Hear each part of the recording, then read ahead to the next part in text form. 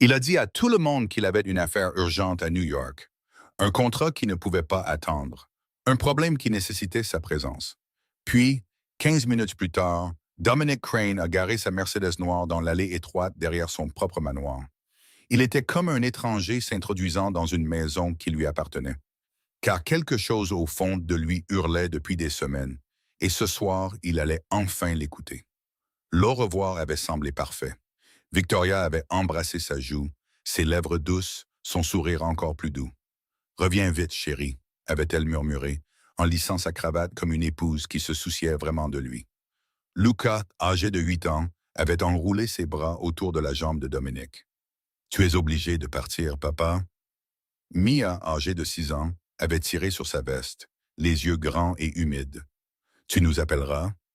Dominique s'était agenouillé, avait serré ses deux enfants contre lui et avait forcé un sourire qui ressemblait à du verre dans sa bouche. Je serai de retour avant même que je vous manque. Mais il n'avait pas regardé Victoria en le disant.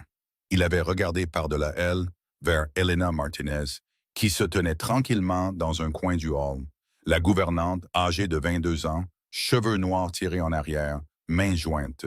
Ses yeux voyaient tout, mais ne disaient rien.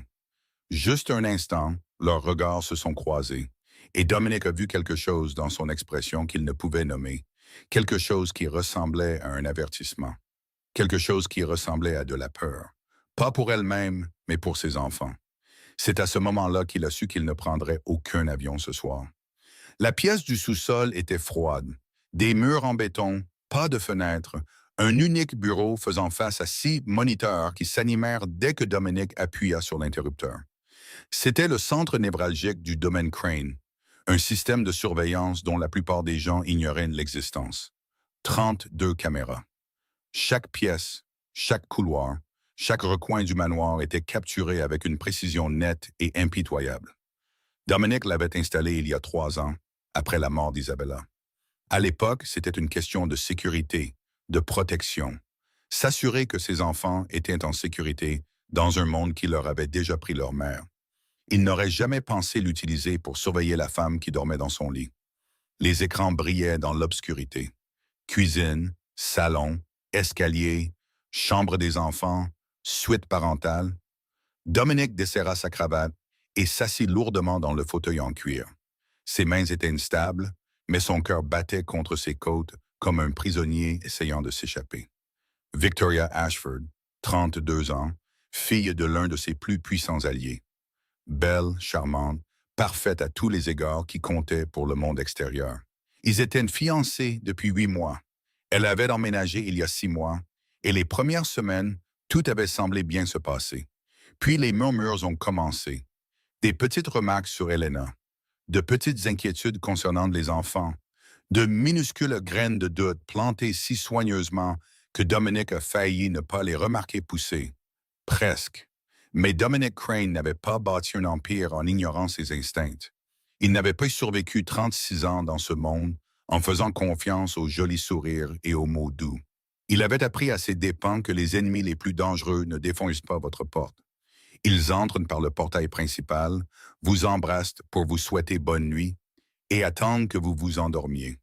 Sur l'écran central, Victoria apparut dans le salon. Elle se versait un verre de vin, sa robe de soie captant la lumière de la lampe.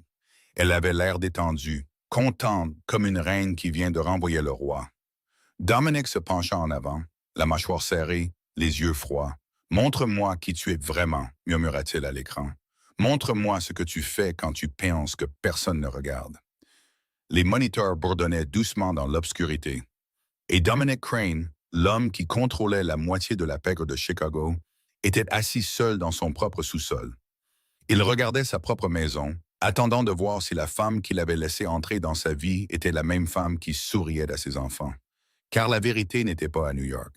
La vérité se déroulait juste au-dessus de sa tête. Et ce soir, il allait la découvrir. Pendant la première heure, rien ne se passa. Dominique regardait les écrans avec la patience d'un homme qui avait attendu des années que des contrats se concluent, que des ennemis fassent une erreur, que le bon moment pour frapper se présente. Il regarda Victoria finir son vin et monter dans la chambre principale. Il regarda la maison s'assombrir pièce par pièce, comme un corps qui s'endort. Il se convainquit presque qu'il avait tort, que les murmures dans son ventre n'étaient que de la paranoïa, que Victoria était exactement celle qu'elle paraissait être. Puis le matin arriva et tout changea. La caméra de la cuisine montrait Elena au fourneau, le dos droit, les mouvements efficaces. Elle préparait des pancakes, ceux avec des pépites de chocolat que Lucas adorait, ceux avec des fraises qui faisaient sourire Mia. Les enfants étaient assis à l'îlot de marbre, encore en pyjama. Luca racontait à Elena un rêve qu'il avait fait. Mia balançait ses jambes, attendant son assiette avec une excitation à peine contenue.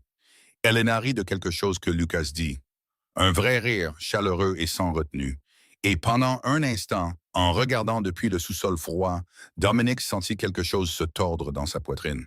C'est à ça que le petit déjeuner était censé ressembler. C'est ce que ses enfants méritaient chaque matin. C'est ce qu'il avait été trop occupé pour leur donner.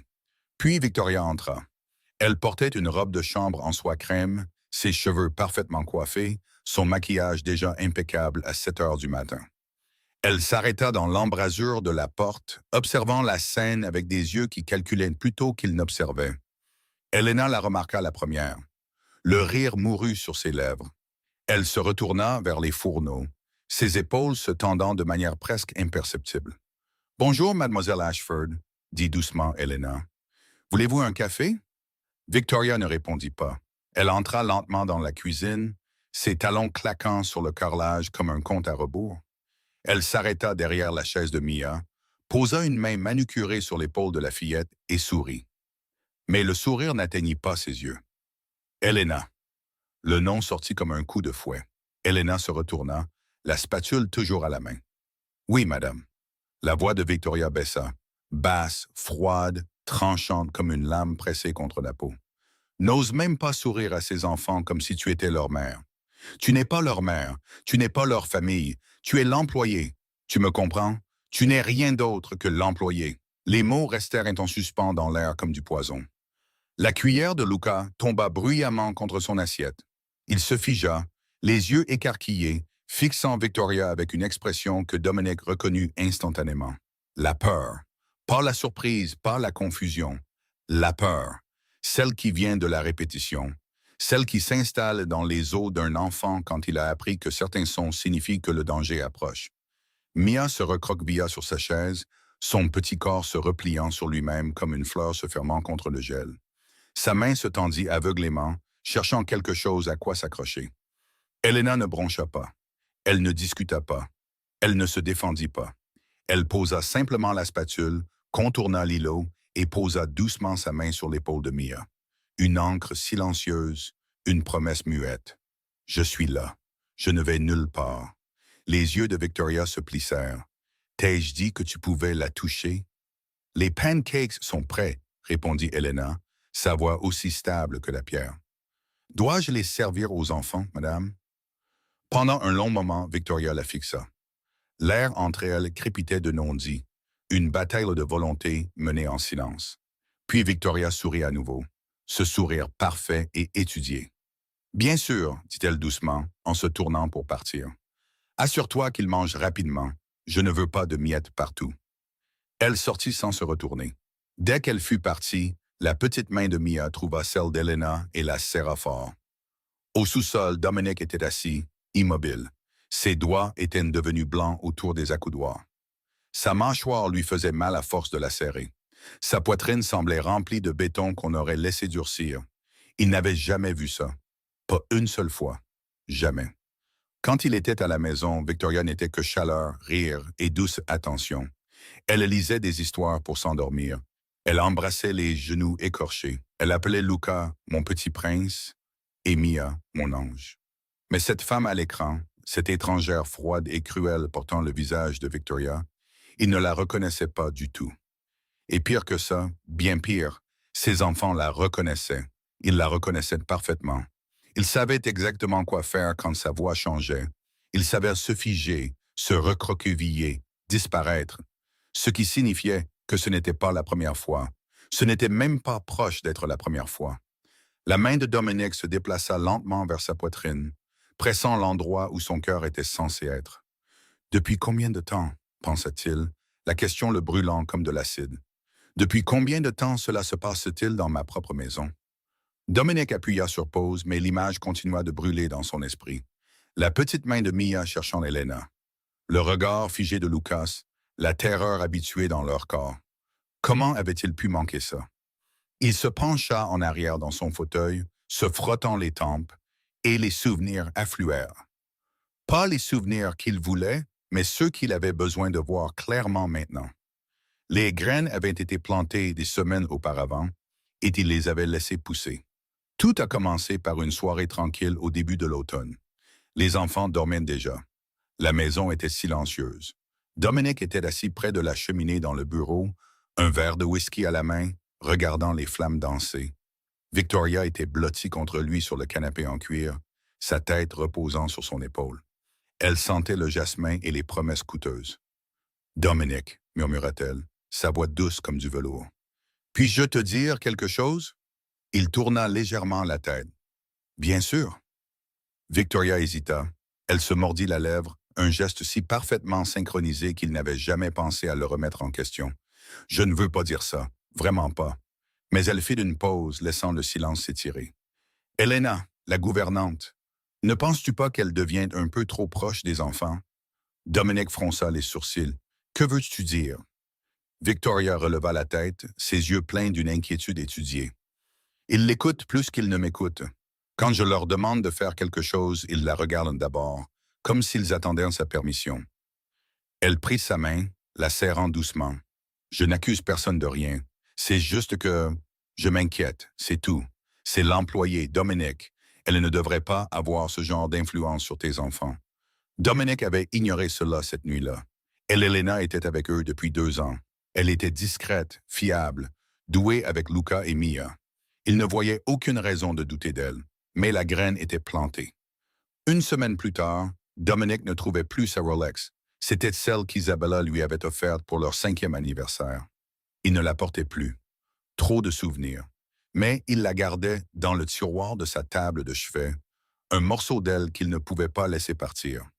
Quand il en parla à Victoria, elle pencha la tête d'un air songeur. « C'est étrange, » dit-elle lentement. « J'ai vu Elena nettoyer ta chambre hier.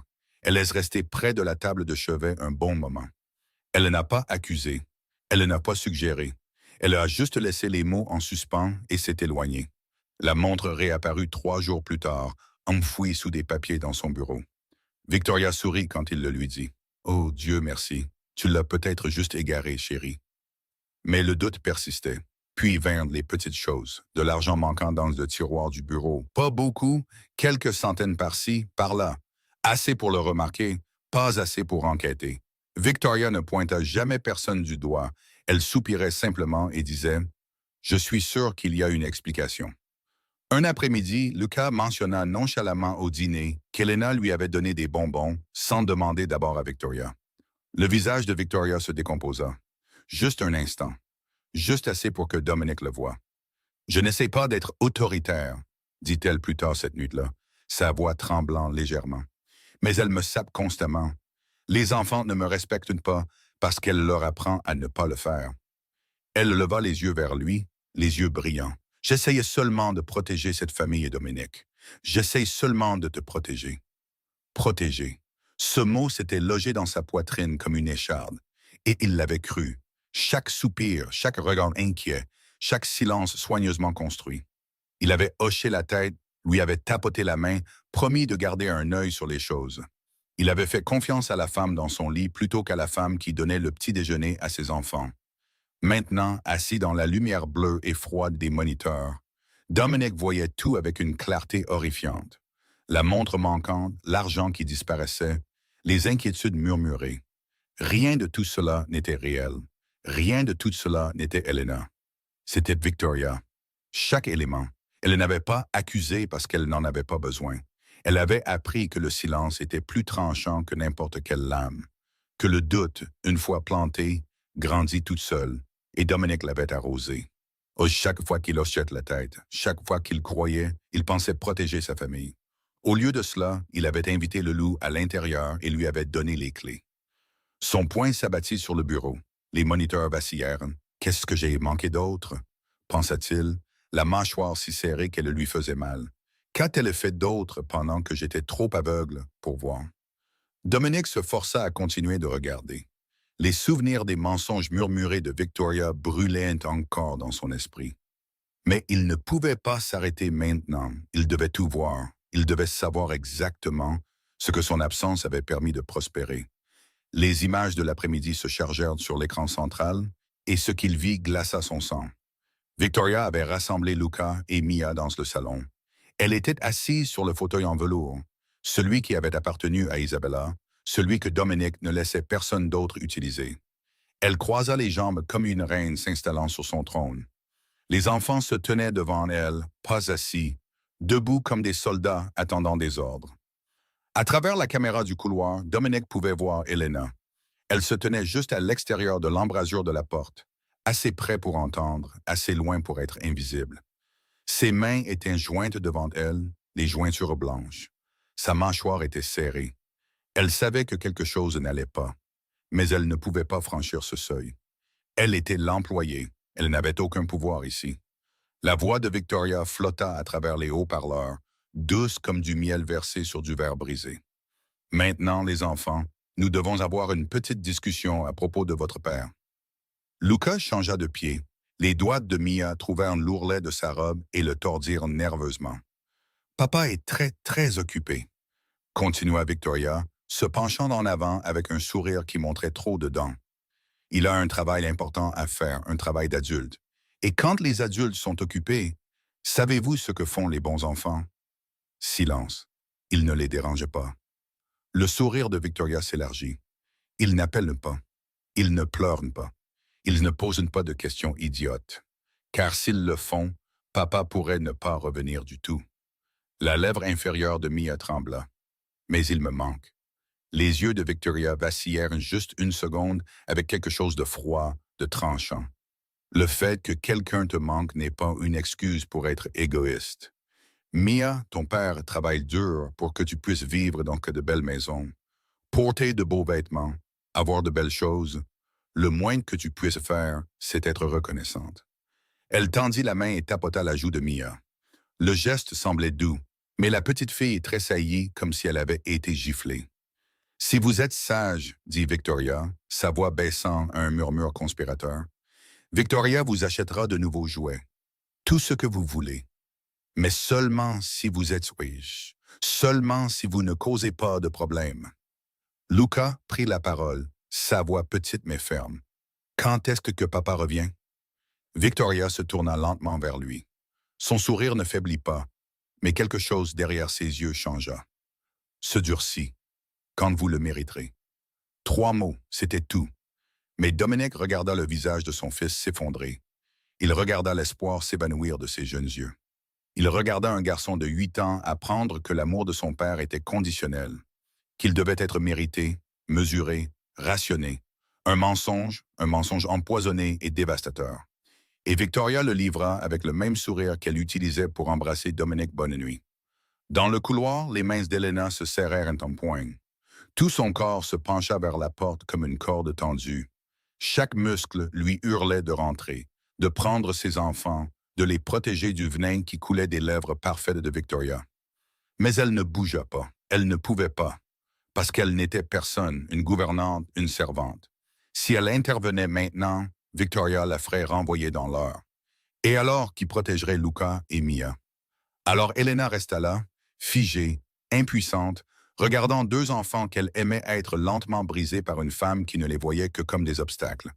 Ses yeux brillèrent, mais elle ne laissa pas les larmes couler. Pas encore. À l'écran, Victoria se leva et lissa sa robe. Allez-vous-en maintenant, dit-elle d'un ton dédaigneux. Elena vous donnera à déjeuner. Et souvenez-vous, pas un mot à votre père. C'est notre petit secret.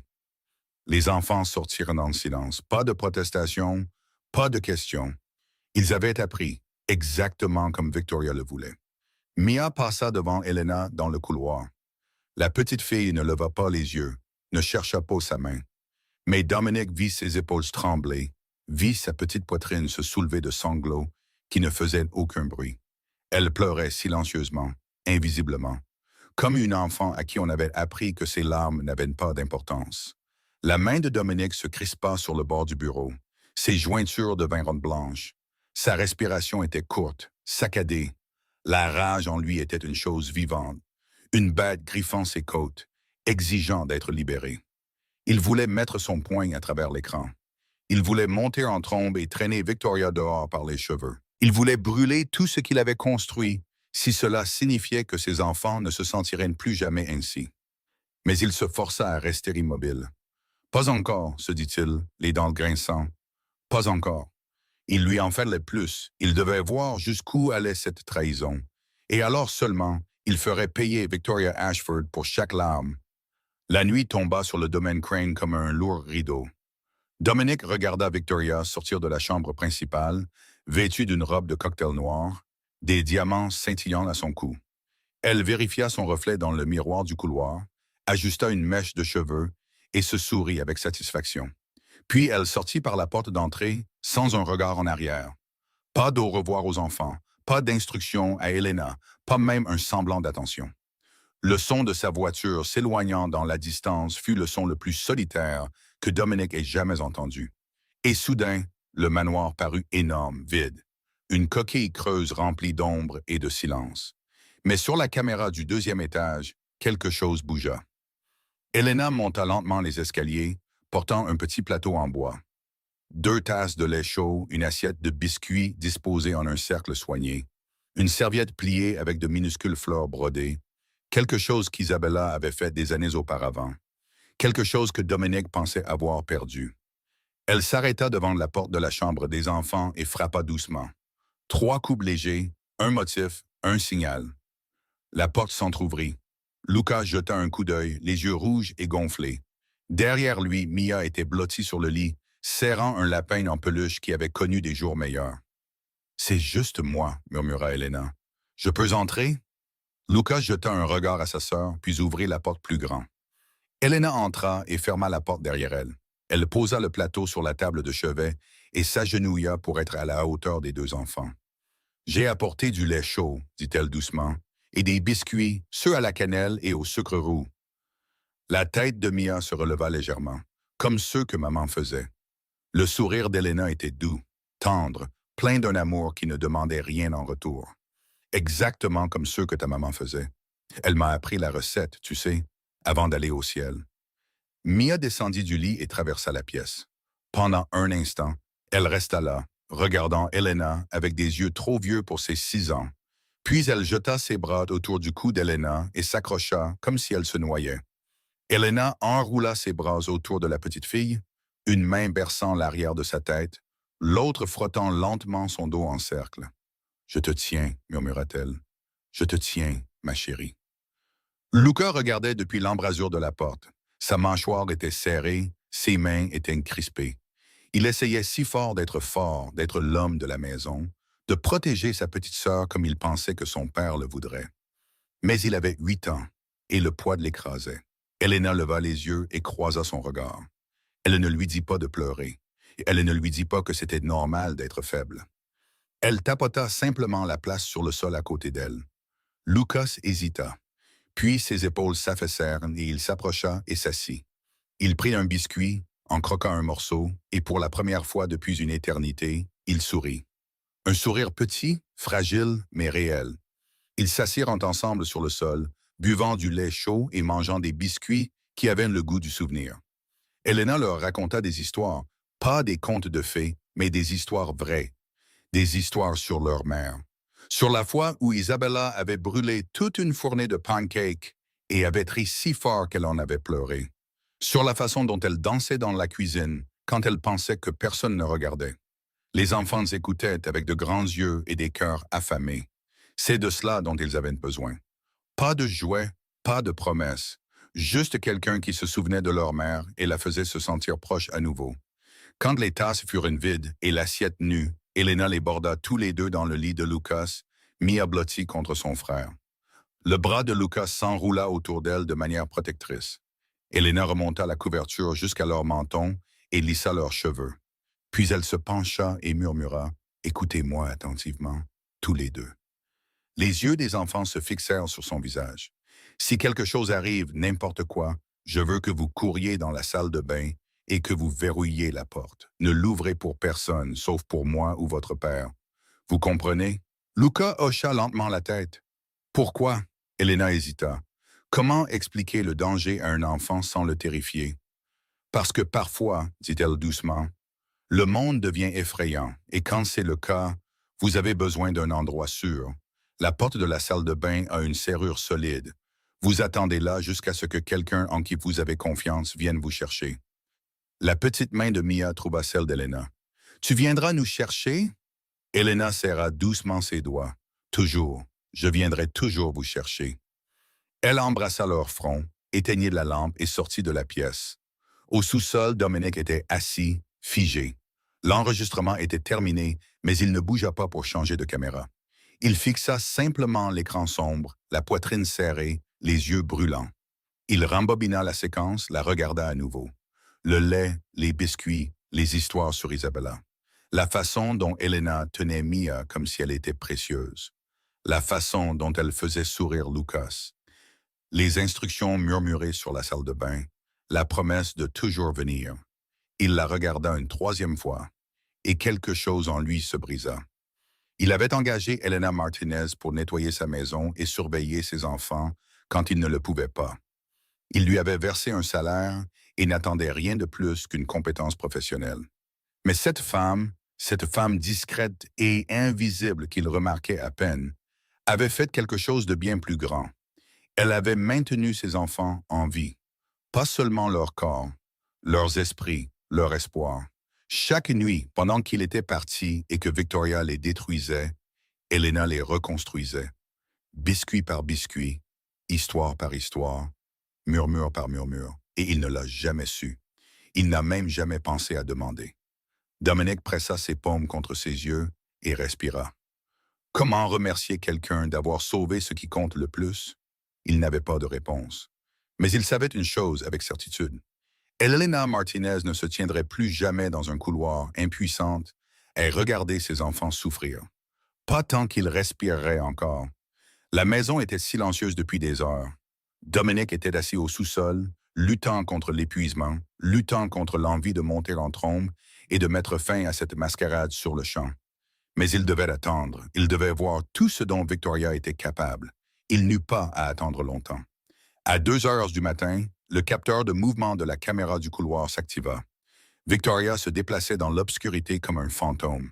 Elle était rentrée de sa soirée après minuit, se glissant par la porte d'entrée sans un bruit. Dominique l'avait regardé vérifier la chambre des enfants, non pas pour voir s'ils étaient en sécurité, mais pour s'assurer qu'ils dormaient. Maintenant, elle se faufilait pieds nus dans le couloir du 2e étage, ses talons pendant à une main. Pas de cliquetis de talons aiguilles pour annoncer sa présence. Aucun son. Elle s'arrêta devant le bureau de Dominique. La porte était verrouillée. Elle était toujours verrouillée. Mais Victoria plongea la main dans sa robe de soie et en sortit une petite clé en laiton. Une clé que Dominique ne lui avait jamais donnée. Une clé qui aurait dû être impossible à copier. Elle la glissa dans la serrure et tourna. La porte s'ouvrit sans un murmure. Dominique se pencha en avant, son cœur martelant ses côtes. La caméra du bureau montrait Victoria se dirigeant vers son bureau. Elle n'hésita pas. Elle ne chercha pas. Elle se déplaçait avec détermination, comme quelqu'un qui avait répété ce moment 100 fois. Derrière son bureau, caché dans le mur, se trouvait un coffre-fort. Seules 3 personnes connaissaient la combinaison. Dominique, sa défunte épouse Isabella, et Marcus, son lieutenant le plus fidèle. Victoria s'agenouilla devant et commença à appuyer sur les boutons. 1, 7, 0, 4. L'anniversaire d'Isabella. Le coffre-fort s'ouvrit avec un déclic. Le sang de Dominique se glaça. Il n'avait jamais donné cette combinaison à Victoria. Il n'avait même jamais mentionné l'existence du coffre-fort. Pourtant, la voilà qui l'ouvrait, comme si elle possédait tous les secrets de sa vie. Depuis combien de temps l'observait-elle? Combien de fois s'était-elle tenue derrière lui, mémorisant ses mouvements, cataloguant ses faiblesses? La porte du coffre-fort s'ouvrit en grand. À l'intérieur se trouvaient des documents, de l'argent, une arme de poing qu'il gardait pour les urgences et une petite boîte en velours.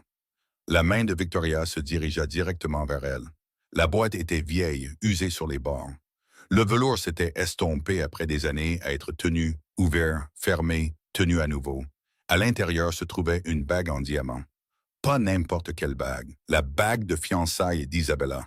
Celle que Dominic avait glissée à son doigt il y a 12 ans, quand il était encore un jeune homme avec des rêves plus grands que son compte en banque. Celle qu'elle avait portée chaque jour de leur mariage. Celle qu'il avait retirée de sa main le matin de sa mort. C'était la seule chose qu'il lui restait d'elle qui semblait encore vivante. Victoria la sortit de la boîte et la tint à la faible lumière. Le diamant capta un rayon de lune de la fenêtre et scintilla comme une petite étoile piégée dans sa paume. Elle l'étudia un long moment. Son expression n'était pas avide. Elle n'était pas admirative. Elle était calculatrice. Puis elle sourit. « Parfait, se murmura-t-elle.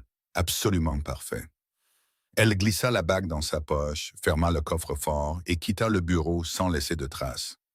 Les caméras la suivirent en bas, passant devant la cuisine, le salon, dans le couloir étroit qui menait au quartier du personnel. La chambre d'Elena était petite, simple. Un lit, une commode, une table de chevet avec une lampe et un roman de poche usé. Rien de valeur, rien à voler. Victoria ouvrit la porte lentement, vérifiant qu'Elena dormait. C'était le cas. Sa respiration était douce et régulière. Ses cheveux noirs s'étalaient sur l'oreiller. Elle avait l'air paisible, innocente, totalement inconsciente du prédateur qui se tenait à 1 mètre d'elle. Victoria se dirigea vers la commode et ouvrit doucement le tiroir du haut. À l'intérieur se trouvaient les vêtements d'Elena. Des choses simples, soigneusement pliées. Des chemises en coton, des poules délavées. Rien de cher, rien de neuf. Victoria plongea la main dans sa poche et sortit la bague. Juste un instant, elle la tint à nouveau en l'air. Le diamant semblait briller dans l'obscurité. Un fragment de lumière qui avait autrefois symbolisé l'amour, maintenant utilisé comme une arme. Puis elle l'enfouit profondément sous les vêtements pliés et referma le tiroir. « Fait, murmura-t-elle, sa voix à peine audible. Demain, tu disparaîtras de cette maison pour toujours. » Elle se retourna et sortit, refermant la porte derrière elle avec le plus doux des clics. Elena ne bougea pas. Au sous-sol, Dominic se leva de sa chaise si vite qu'elle racla le sol en béton. Ses mains tremblaient. Son corps tout entier tremblait. Pas de peur, pas de choc, de rage. Une rage pure, incandescente, volcanique. Il avait regardé cette femme, ce serpent qu'il avait invité dans sa maison, dans son lit, dans la vie de ses enfants, voler le dernier morceau de sa femme. Il l'avait regardé le planter comme une preuve. Il l'avait regardé sourire dans l'obscurité, confiant que personne ne le saurait jamais. Mais il savait, il avait tout vu. Chaque pas, chaque contact, chaque mot murmuré de son plan. Et maintenant, il comprenait exactement ce que Victoria Ashford avait l'intention de faire. Elle allait accuser Elena de vol. Elle allait détruire une femme innocente pour supprimer le seul obstacle entre elle et le contrôle total de cette maison. La mâchoire de Dominic se serra si fort que ses dents lui firent mal. Pas demain. Demain, Victoria découvrirait qu'elle n'était pas la seule à pouvoir tendre un piège. Et le sien venait de se refermer. La lumière du soleil filtrait à travers les hautes fenêtres du domaine Crane, peignant des rectangles dorés sur les sols en marbre. Cela aurait dû être une belle matinée. Les oiseaux chantaient dans le jardin. L'air sentait le café frais et les fleurs de printemps. Mais la beauté peut être trompeuse, et cette matinée était sur le point de se transformer en cauchemar. Victoria descendit l'escalier à précisément 8h15. Elle avait parfaitement calculé son coup. Les enfants finiraient leur petit déjeuner. Elena serait en train de nettoyer. La maison serait pleine de témoins. Sa performance commença avant même que son pied ne touche la dernière marche. « Oh mon Dieu !» Sa voix se brisa. Sa main vola vers sa poitrine. « Oh mon Dieu ! Non, non, non, non !» Elle trébucha dans le hall, le visage pâle, les yeux écarquillés d'une horreur fabriquée.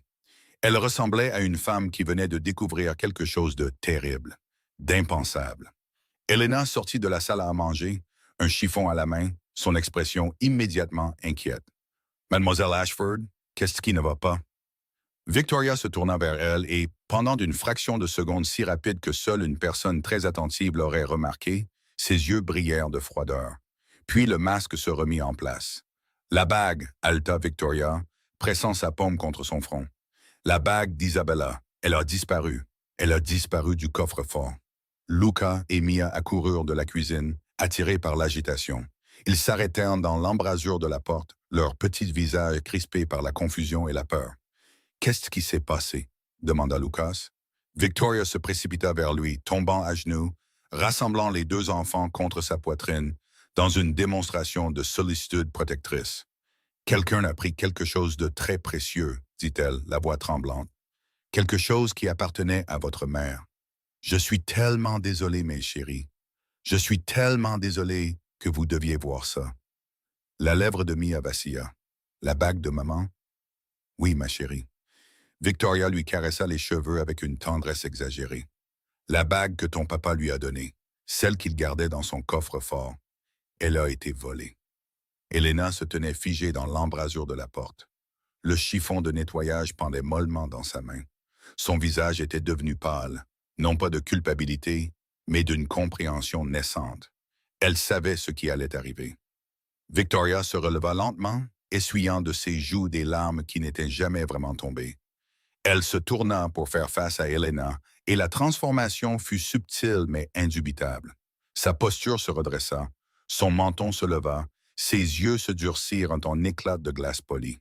« Elena, dit-elle, sa voix maintenant stable, contrôlée, nous devons fouiller la maison, chaque pièce, chaque placard, chaque sac. » Elena soutint son regard sans broncher. « Bien sûr, mademoiselle Ashford, je n'ai rien à cacher. »« Je suis sûr que non. » Le sourire de Victoria était fin comme une lame. « Mais nous devons être minutieux, pour la sécurité des enfants. Vous comprenez? » Les mots dégoulinaient d'une fausse inquiétude. Pour la sécurité des enfants, comme si Elena était une menace, comme si Elena était le danger dans cette maison. Lucas s'avança, sa petite main trouvant celle d'Elena, ses doigts s'enroulant autour des siens et la serrant fort. « Elena n'a rien pris, dit-il, sa jeune voix ferme et convaincue. Elle ne volerait jamais. Elle n'est pas comme ça. » L'expression de Victoria vacilla. Agacement, irritation, une fissure dans le masque parfait. Elle s'agenouilla à nouveau, se mettant au niveau des yeux de Lucas et parla de ce ton mielleux qui donnait la chair de poule à Dominique.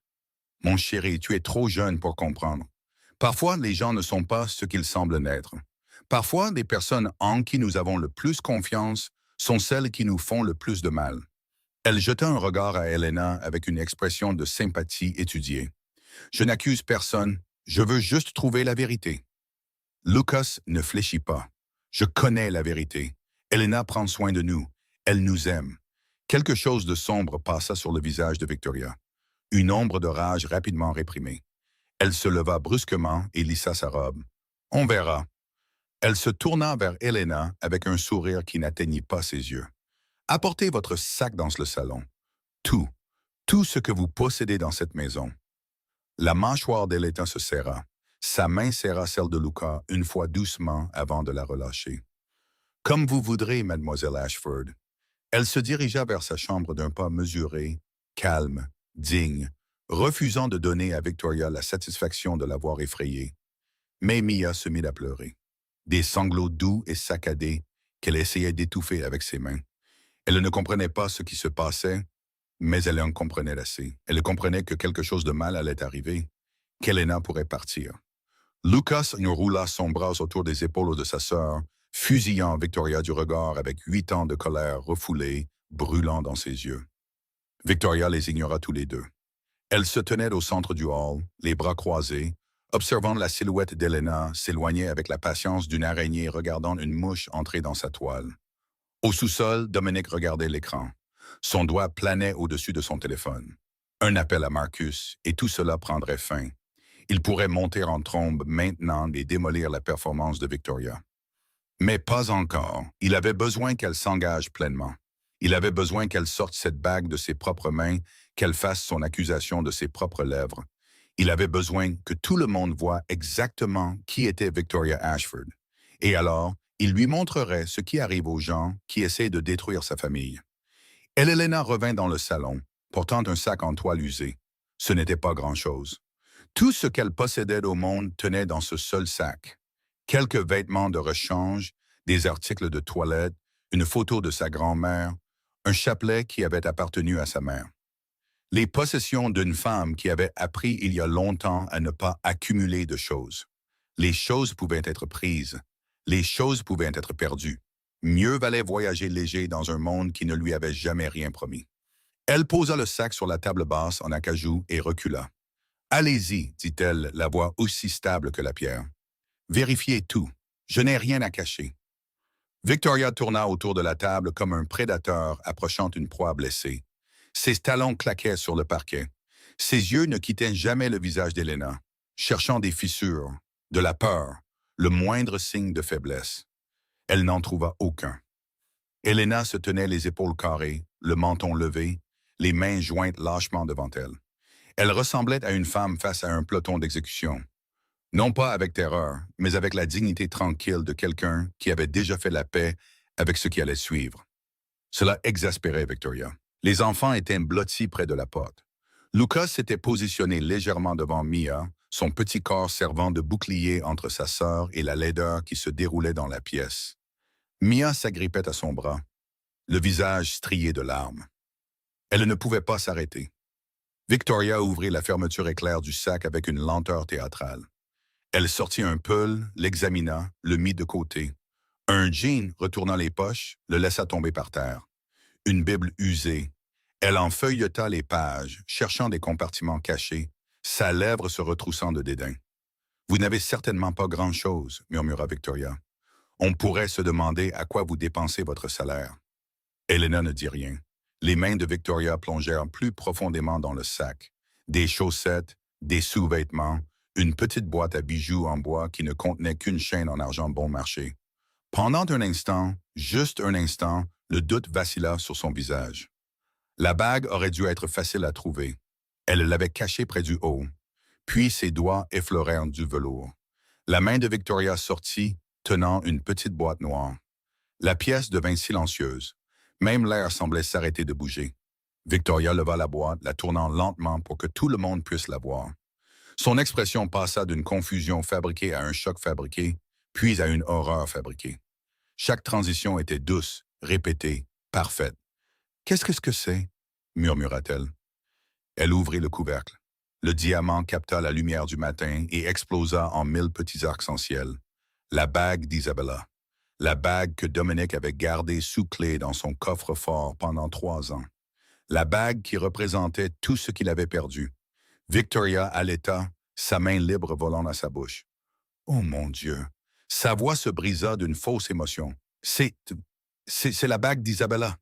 La bague du coffre-fort. » Elle releva les yeux vers Helena, les yeux brillants de larmes qui refusaient de couler. « Elle était dans votre sac. Vous l'avez volée. » Le visage d'Helena devint pâle. Pas de culpabilité, mais de la réalisation soudaine et écœurante de la manière dont elle avait été piégée.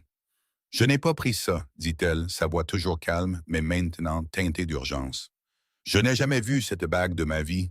Quelqu'un l'a mise là, quelqu'un l'a mise là. » Le rire de Victoria fut cassant, incrédule. « Qui ferait une chose pareille? Vous. » Le mot resta en suspens dans l'air comme une lame. Les yeux de Victoria s'écarquillèrent. Puis son expression se durcit en une fureur froide, déguisée en indignation vertueuse. « Comment osez-vous? Comment osez-vous m'accuser après ce que vous avez fait? Vous avez volé cette famille. Vous avez manipulé ces enfants. Et maintenant, vous restez là et vous me mentez en face. » Mia éclata en sanglots, son petit corps tremblant. « Non, Helena ne l'a pas fait. Elle ne l'a pas fait. » La voix de Lucas s'éleva au-dessus des pleurs de sa sœur, vive et féroce. « Helena ne volerait jamais. Elle nous aime. C'est vous qui mentez. » Victoria se tourna vers lui, son masque glissant juste une seconde. « Tais-toi, Lucas. Tu es un enfant. Tu ne comprends pas. »« Je comprends assez, » cria Lucas. « Je comprends que vous êtes méchante quand papa n'est pas là. Je comprends qu'Helena est le seul qui prend soin de nous. Elle n'a pas fait ça. » Le visage de Victoria devint rouge, ses mains se crispèrent de ses côtés. Un instant, on aurait dit qu'elle allait le frapper. Puis elle se ressaisit, lissant ses traits pour retrouver une expression de tristesse et d'inquiétude. « Pauvre chérie, » roucoula-t-elle, « elle t'a tellement manipulé. Mais ne t'inquiète pas, une fois qu'elle sera partie, tout ira mieux. » Elle se retourna vers Helena, le triomphe brillant dans ses yeux. « Avez-vous quelque chose à dire pour votre défense? Une explication pour laquelle une bague d'une valeur de 200 000 $ était cachée dans vos affaires? » Helena ouvrit la bouche pour répondre, Mais avant qu'elle ne puisse parler, la porte d'entrée s'ouvrit brusquement. Dominic Crane entra dans le hall. Il portait toujours le costume qu'il avait quitté la veille. Sa mâchoire était sombre de barbe naissante. Ses yeux étaient injectés de sang après une nuit blanche passée à regarder des écrans dans un sous-sol froid. Mais ses yeux froids, calculateurs, impitoyables, étaient fixés directement sur Victoria. Et en eux brûlait une fureur qui pouvait faire fondre l'acier. La pièce se figea. Le sourire triomphant de Victoria faiblit juste un battement de cœur, juste assez pour montrer que quelque part au fond d'elle, elle sentait que quelque chose avait terriblement mal tourné. Dominic, souffla-t-elle, forçant de la gaieté dans sa voix. Tu es rentré tôt. J'étais juste en train de... Je sais exactement ce que tu étais en train de faire. Sa voix était calme, contrôlée, mortelle. Et Victoria Ashford sentit pour la première fois le contact froid de la peur. Victoria se reprit rapidement. Elle était douée pour ça. Le recalcul rapide, l'ajustement instantané des masques. Des années à naviguer dans le monde de son père lui avaient appris à pivoter sans hésitation, à tourner n'importe quelle situation à son avantage. Elle se tourna vers Dominic avec un sourire éclatant, les bras déjà ouverts pour une étreinte. « Chérie, tu es rentré tôt. » Sa voix pétillait d'une joie fabriquée. « J'étais juste en train de gérer une situation terrible. Tu ne croiras jamais ce que j'ai trouvé dans... » Silence. Un seul mot. C'est tout ce qu'il a fallu. La seule syllabe trancha l'air comme une lame de guillotine. Elle n'a pas été criée. Elle n'a pas été grognée. Elle a été prononcée doucement, presque gentiment. Et cela la rendait infiniment plus terrifiante. La bouche de Victoria se referma brusquement. Ses bras se figèrent à mi-geste, puis redescendirent lentement le long de son corps. La pièce s'était transformée en glace. Dominic s'avança d'un pas mesuré. Ses chaussures résonnèrent sur le sol en marbre. Chaque pas délibéré, sans hâte. Comme un juge s'approchant de son siège, ses yeux ne quittèrent jamais le visage de Victoria, cataloguant chaque micro-expression, chaque lueur d'incertitude qu'elle essayait de cacher. Il s'arrêta devant elle et tendit la main. « Donne-moi la bague. » Victoria hésita une fraction de seconde. Puis elle plaça la boîte en velours dans sa paume, ses doigts tremblant de manière presque imperceptible. « Bien sûr, chérie, je la gardais juste en sécurité. Tu devrais savoir que Helena... » J'ai dit silence. La mâchoire de Victoria se serra. Un muscle tressaillit sous son œil, mais elle obéit. Dominic ouvrit la boîte et regarda la bague à l'intérieur. La bague d'Isabella. Le diamant qui avait autrefois symbolisé tout ce qui était pur et bon dans sa vie. Il la fixa un long moment, son expression illisible.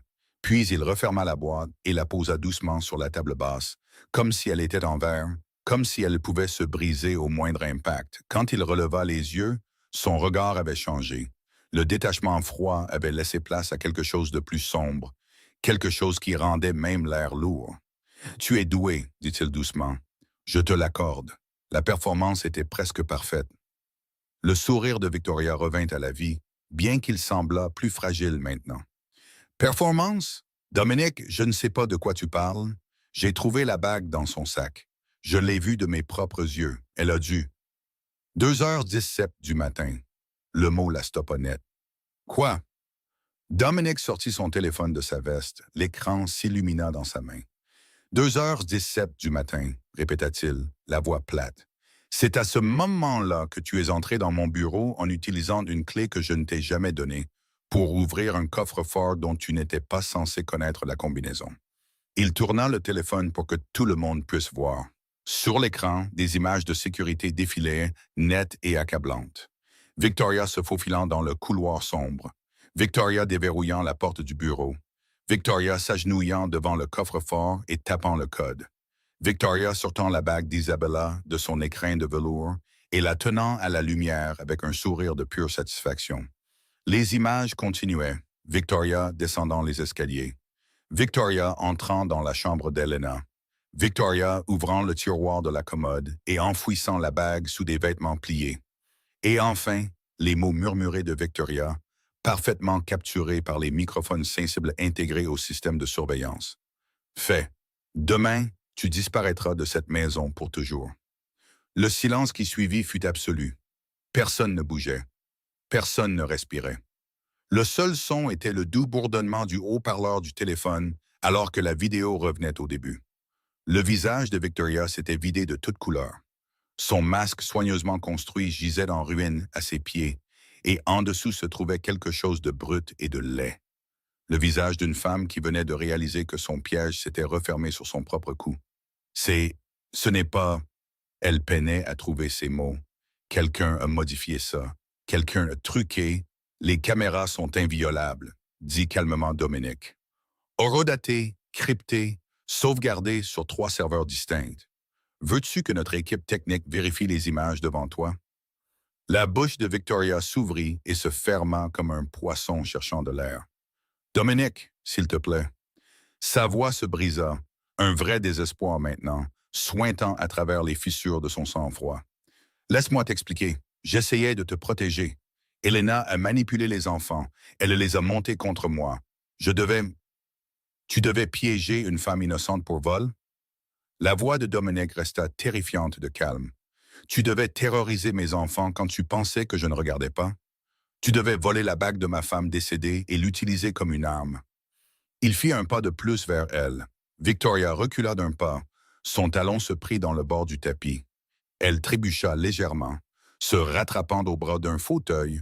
Ses yeux balayèrent de la porte, calculant des voies de fuite, n'en trouvant aucune. « Je peux tout expliquer, murmura-t-elle. Donne-moi juste une chance. Je t'aime. J'aime les enfants. Tout ce que j'ai fait, c'était pour cette famille. » Dominic la regarda un long moment, puis il sourit. Ce n'était pas un sourire gentil, ce n'était pas un sourire indulgent, c'était le sourire d'un homme qui avait passé toute sa vie d'adulte à naviguer dans un monde de menteurs et de criminels, et qui venait enfin d'attraper le plus dangereux de tous, endormi dans son lit. « Tu aurais dû te souvenir de quelque chose, » dit-il doucement.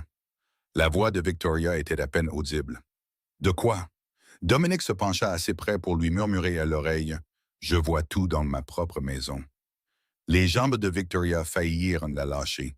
Pour la première fois de sa vie, elle comprit ce que c'était que d'être une proie. Dominic était sur le point de parler à nouveau quand un petit corps percuta ses jambes. Lucas s'était détaché de l'embrasure de la porte et avait traversé la pièce en courant. Pas vers son père, mais vers Elena. Il se pressa contre elle, un bras enroulé autour de sa taille, le menton levé en signe de défi. Puis il se tourna pour faire face à Dominic. « Papa. » Sa voix tremblait, mais ses yeux étaient fermes. Les yeux d'un garçon qui avait porté un poids trop lourd pendant trop longtemps et qui était enfin prêt à le déposer. « Je dois te dire quelque chose. La vérité. » Dominic sentit quelque chose se fissurer à l'intérieur de sa poitrine. Il s'éloigna de Victoria sans un second regard. Elle n'avait plus d'importance. Rien n'avait d'importance, sauf le petit garçon courageux qui se tenait devant lui, les larmes menaçant de couler. Dominic s'agenouilla lentement, se mettant au niveau des yeux de Lucas. Il ne tendit pas la main. Il ne se précipita pas. Il attendit simplement. Toute son attention était concentrée sur son fils. « Je t'écoute, » dit-il doucement. « Raconte-moi tout. » Lucas prit une profonde inspiration. Ses mains tremblaient, sa lèvre inférieure frémissait, mais il ne détourna pas le regard. « Quand tu pars en voyage, » commença-t-il, sa voix à peine plus forte qu'un murmure. Victoria change. Elle n'est plus gentille. Elle devient méchante. Vraiment méchante. Dominic hocha lentement la tête, l'encourageant à continuer. Elle nous a dit qu'on ne pouvait jamais t'appeler. Elle a dit que si on essayait, elle le saurait. Elle a dit qu'elle vérifiait les téléphones. La respiration de Lucas se bloqua. Elle a dit que si on te disait quoi que ce soit, n'importe quoi, elle ferait partir Elena et qu'alors on serait seul avec elle. Les mots restèrent en suspens dans l'air comme la fumée d'un incendie. La mâchoire de Dominic se serra, ses mains se crispèrent en poings à ses côtés, mais il garda sa voix douce. « Quoi d'autre, mon fils? » Lucas jeta un regard à Elena, puisant de la force dans sa présence. Elena est la seule qui nous demande si ça va, la seule qui se soucie si on a peur. Sa voix se brisa. Victoria ne demande pas. Victoria s'en fiche. Elle nous dit juste de nous taire et de ne pas la déranger. Une petite main tira sur la manche de Dominic. Mia s'était approchée. Son visage était strié de larmes. Son lapin en peluche était serré contre sa poitrine. Elle leva les yeux vers son père avec un regard qui en avait trop vu pour ses 6 ans. « Papa, » murmura-t-elle, Victoria nous fait manger seule dans notre chambre. Elle dit qu'on est trop salissant pour la salle à manger. Dominic sentit son cœur se briser. Mais Elena nous apporte des biscuits en cachette, continua Mia, sa voix devenant un peu plus forte. Les bruns avec le sucre et la cannelle. Elle dit que ce sont les mêmes que maman faisait. Les mêmes biscuits, la même recette. Dominic se souvint d'Isabella dans la cuisine, de la farine sur son tablier, riant en façonnant la pâte. Il se souvint de l'odeur de cannelle qui emplissait la maison. Il se souvint de Luca et Mia assis sur le comptoir, léchant la pâte sur des cuillères en bois, et il réalisa qu'Elena avait maintenu ses souvenirs en vie. Chaque nuit, chaque biscuit, chaque histoire murmurée sur la mère que ses enfants avaient perdue. Elle avait fait ce qu'il aurait dû faire, ce qu'il avait été trop occupé, trop aveugle, trop confiant pour faire. Dominic se leva lentement. Son regard croisa celui d'Elena de l'autre côté de la pièce. Elle était toujours pâle, toujours secouée, mais elle soutint son regard sans broncher. Il n'y avait aucune accusation dans son expression, aucune demande d'excuse, juste un épuisement silencieux et le soulagement que la vérité soit enfin libre. Puis il se tourna vers Victoria. Elle s'était adossée au mur, les bras enroulés autour de son corps, son maquillage parfait maintenant ruiné par des larmes qui coulaient librement sur ses joues. De vraies larmes, pour la première fois depuis qu'il la connaissait. Mais pas des larmes de remords. C'étaient des larmes de défaite, d'un plan déjoué, d'un avenir qui venait de lui glisser entre ses doigts parfaitement manucurés. « Dominic, s'il te plaît. » Sa voix était rauque, désespérée. Les enfants ne comprennent pas. Ils sont confus. Elena leur a rempli la tête de mensonges. « Je ne ferai jamais. Tais-toi. » Le mot était calme, final, comme une porte qui se ferme pour toujours. « J'ai vu les images, dit Dominic. J'ai entendu les enfants. Je sais exactement ce que tu as fait. » Il fit un pas vers elle, puis un autre. Victoria se pressa plus fort contre le mur, comme si elle pouvait fondre à travers et s'échapper. « Tu as terrorisé mes enfants dans leur propre maison. Tu les as menacés d'abandon. Tu les as isolés de la seule personne qui leur montrait de la gentillesse. » Sa voix baissa. « Et ensuite, tu as essayé de détruire cette personne pour couvrir tes traces. » Les larmes de Victoria tombèrent plus vite. Son corps tremblait de sanglots qui auraient pu émouvoir un homme moins fort. Mais Dominic Crane n'était pas un homme moins fort. Il avait bâti un empire en lisant les gens, en sachant quand il mentait, en ne donnant jamais de seconde chance à ceux qui trahissaient sa confiance. Et Victoria Ashford venait de trahir tout ce qui comptait pour lui. « Les enfants avaient raison à ton sujet, dit-il doucement. Elena avait raison à ton sujet. Le seul qui avait tort, c'était moi. » Il se détourna d'elle, rejetant son existence d'un seul mouvement. Mais je ne me tromperai plus. Dominic n'éleva pas la voix. Il ne frappa pas du poing contre le mur. Il ne renversa pas de meubles ni ne brisa de verre. Il ne donna pas à Victoria la satisfaction de le voir perdre le contrôle. Et c'est ce qui le rendait vraiment terrifiant. Les hommes qui criaient étaient prévisibles. Les hommes qui se mettaient en colère pouvaient être manipulés, redirigés, apaisés. Mais les hommes qui devenaient silencieux, les hommes qui parlaient d'un ton mesuré tandis que leurs yeux brûlaient d'un feu froid, ceux-là étaient les hommes que l'on apprenait à craindre. Dominic Crane était l'un de ces hommes. Il se dirigea vers Victoria d'un pas lent et délibéré. Chaque pas résonnait dans la pièce silencieuse comme un compte à rebours, comme le tic-tac d'une horloge approchant de minuit. Victoria se pressa contre le mur, ses doigts griffant le papier peint derrière elle. Ses larmes s'étaient arrêtées. Son maquillage était ruiné. Le masque sophistiqué s'était complètement effondré, laissant derrière lui une femme qui comprenait soudainement à quel point elle était en danger. « Tu sais qui je suis, » dit doucement Dominic. Sa voix était basse, presque douce, comme un prédateur pourrait parler à une proie qu'il a déjà attrapée. « Tu l'as toujours su. » La gorge de Victoria se serra en avalant. « Dominic, s'il te plaît, tu sais ce que je fais aux gens qui me trahissent. » Les mots restèrent suspendus entre eux comme une lame suspendue par un fil. Victoria secoua la tête frénétiquement. « Je ne te trahirai jamais. Je t'aime. Tout ce que j'ai fait, c'était pour nous, pour notre avenir. J'essayais de protéger. Tu voulais ma maison. » Dominic coupa ses mots comme s'ils étaient une fête de fumée. « Tu voulais mon argent. Tu voulais la position qui venait avec le fait d'être ma femme. » Il s'arrêta à moins d'un pied d'elle, assez près pour voir le pouls martelé dans sa gorge, assez près pour regarder la peur s'épanouir dans ses yeux. Mais ensuite, tu as fait une erreur, continua-t-il, sa voix baissant encore plus. Tu as touché à mes enfants. Tu les as fait avoir peur dans leur propre maison. Tu as menacé de leur enlever la seule personne qui leur montrait de l'amour. Sa mâchoire se serra. C'était ta dernière erreur. Le sang-froid de Victoria vola en éclats. Dominique, je suis désolé. Les mots sortirent en un flot désespéré. Je changerai, je serai meilleur. Je laisserai Elena tranquille. Je traiterai les enfants différemment. Donne-moi juste une autre chance. S'il te plaît. Je t'en supplie. Elle tendit la main vers lui, ses doigts effleurant sa manche. Dominique recula comme si son contact était du poison. Tu n'as pas d'autre chance, dit-il doucement. Pas avec ma famille, pas dans ma maison, pas dans ma ville. Il tourna légèrement la tête vers l'embrasure de la porte. Marcus Drake se tenait là, silencieux comme une ombre. Personne ne l'avait entendu entrer. Personne ne l'avait vu arriver. Il s'était simplement matérialisé comme il le faisait toujours quand Dominic avait besoin de lui, comme une arme tirée de nulle part. « Emmène-la, dit Dominic. Elle a 30 minutes pour faire ses valises et quitter Chicago. » Marcus hocha la tête une fois et s'avança. Les yeux de Victoria devinrent fous. Elle regarda frénétiquement autour de la pièce, cherchant un allié, n'en trouvant aucun. Elena se tenait immobile près de la table basse. Les enfants étaient blottis derrière elle, regardant, avec des expressions qui mêlaient la peur et quelque chose qui ressemblait presque à du soulagement. « Tu ne peux pas faire ça, hurla Victoria, sa voix se brisant. « Mon père ne le supportera pas. As-tu la moindre idée de qui est ma famille? Les Ashford ont des relations que... » « Ton père, interrompit calmement Dominic, recevra une copie de l'enregistrement de surveillance de ce soir dans l'heure.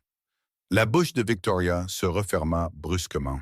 Chaque image, continua Dominic, chaque mot, chaque moment où tu te faufilais dans ma maison comme une voleuse, chaque menace que tu as proférée à mes enfants. Il pencha légèrement la tête, l'étudiant avec une curiosité détachée.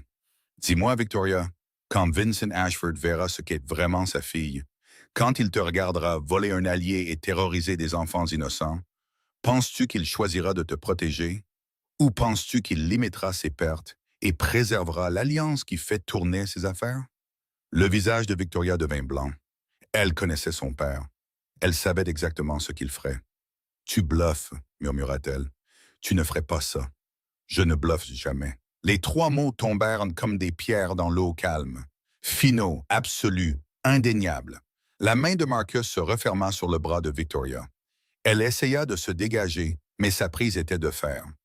20 ans de loyauté envers Dominic Crane l'avaient rendu insensible aux larmes, aux cris, aux supplications désespérées. « Lâche-moi !» Victoria se débattit inutilement contre lui. « Ce n'est pas fini.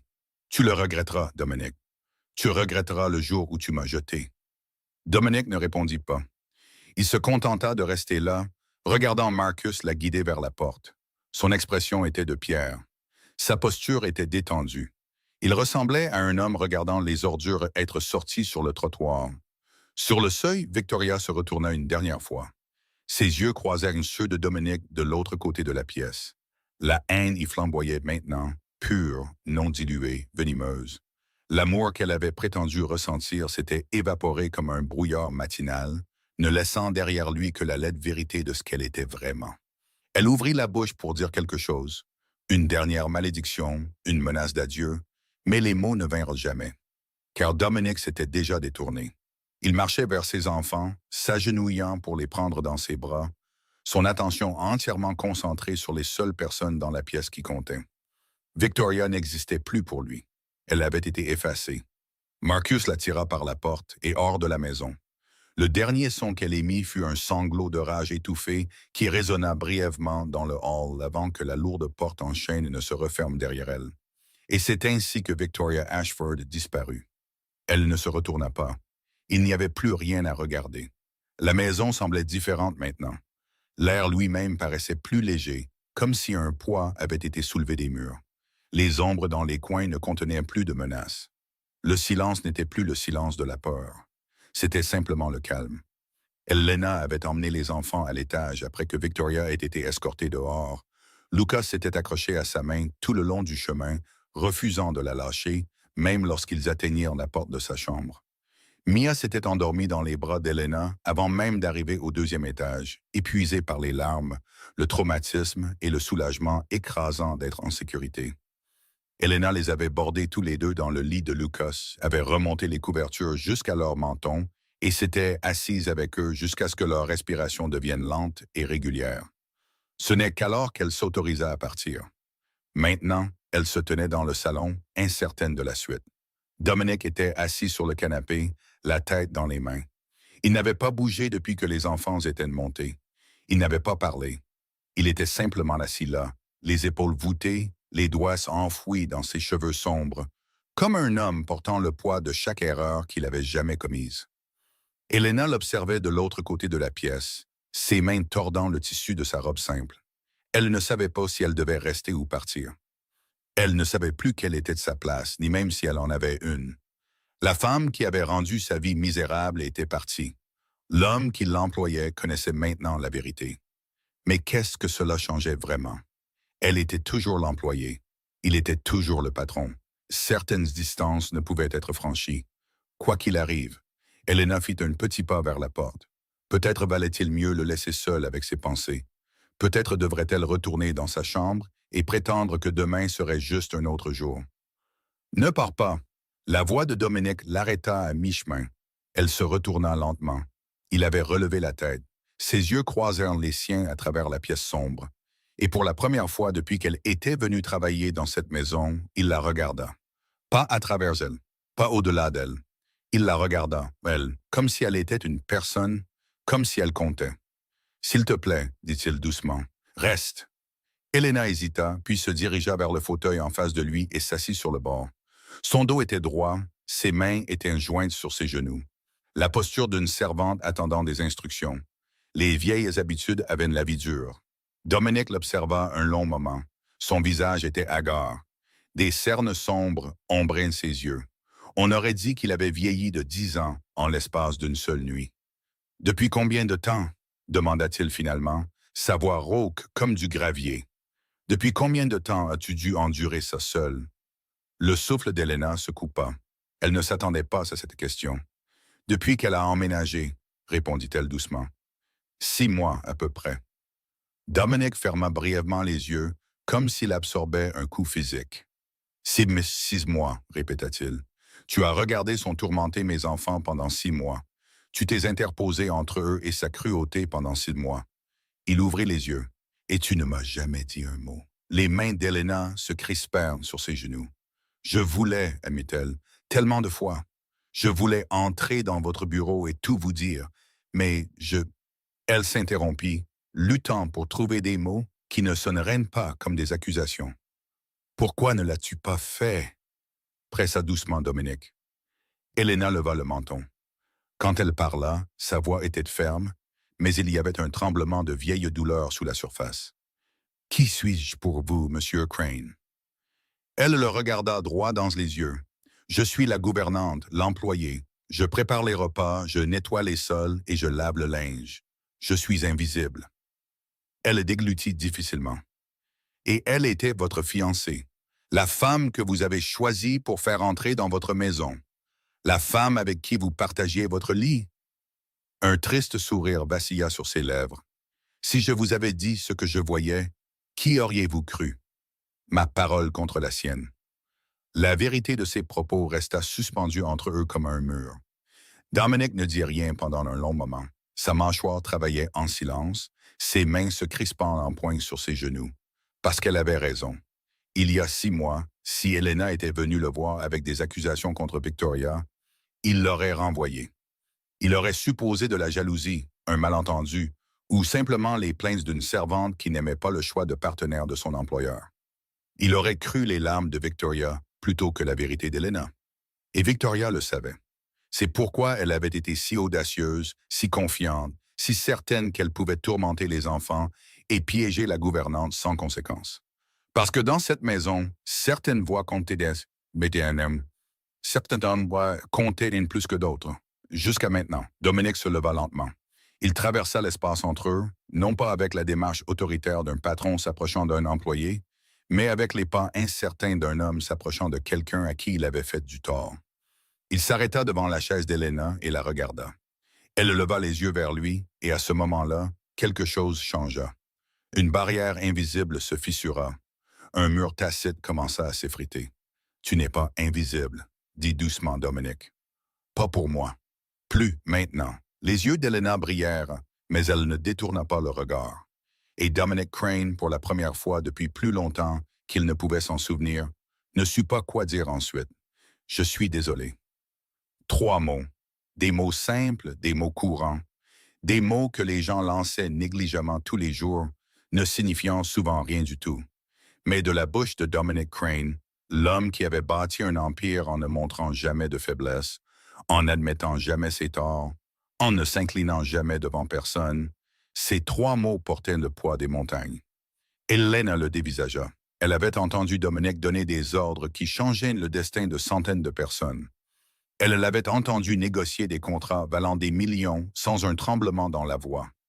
Elle l'avait entendu menacer des hommes qui terrifieraient la plupart des gens, parlant avec la confiance désinvolte de quelqu'un qui savait exactement combien de pouvoir il détenait. Mais elle ne l'avait jamais entendu s'excuser. Pas une seule fois. À personne. Jusqu'à maintenant. Les mains de Dominic pendaient à ses côtés. Ses épaules, habituellement carrées d'autorité, s'étaient légèrement affaissées. L'armure qu'il portait si naturellement semblait avoir des fissures. « Je t'ai laissé seul dans cette maison avec un ennemi, » continua-t-il, sa voix basse et rauque. « J'ai fait confiance aux mots au lieu de faire confiance à mes propres yeux. J'ai laissé une étrangère empoisonner ma maison pendant que tu essayais de la maintenir debout. » Il fit une pause, déglutissant difficilement. « J'ai failli perdre mes enfants à cause de mon aveuglement, parce que j'étais trop occupé, trop distrait, trop disposé à croire que la femme dans mon lit était la femme qu'elle prétendait être. » La gorge d'Helena se serra. Elle voulait parler, mais les mots ne venaient pas. Personne ne lui avait jamais parlé comme ça. Personne n'avait jamais reconnu sa douleur, son sacrifice, sa lutte silencieuse. Elle avait passé si longtemps à être invisible que le fait d'être vue semblait presque insupportable. Dominic se tourna légèrement, son regard tombant sur la boîte en velours toujours posée sur la table basse. La bague d'Isabella.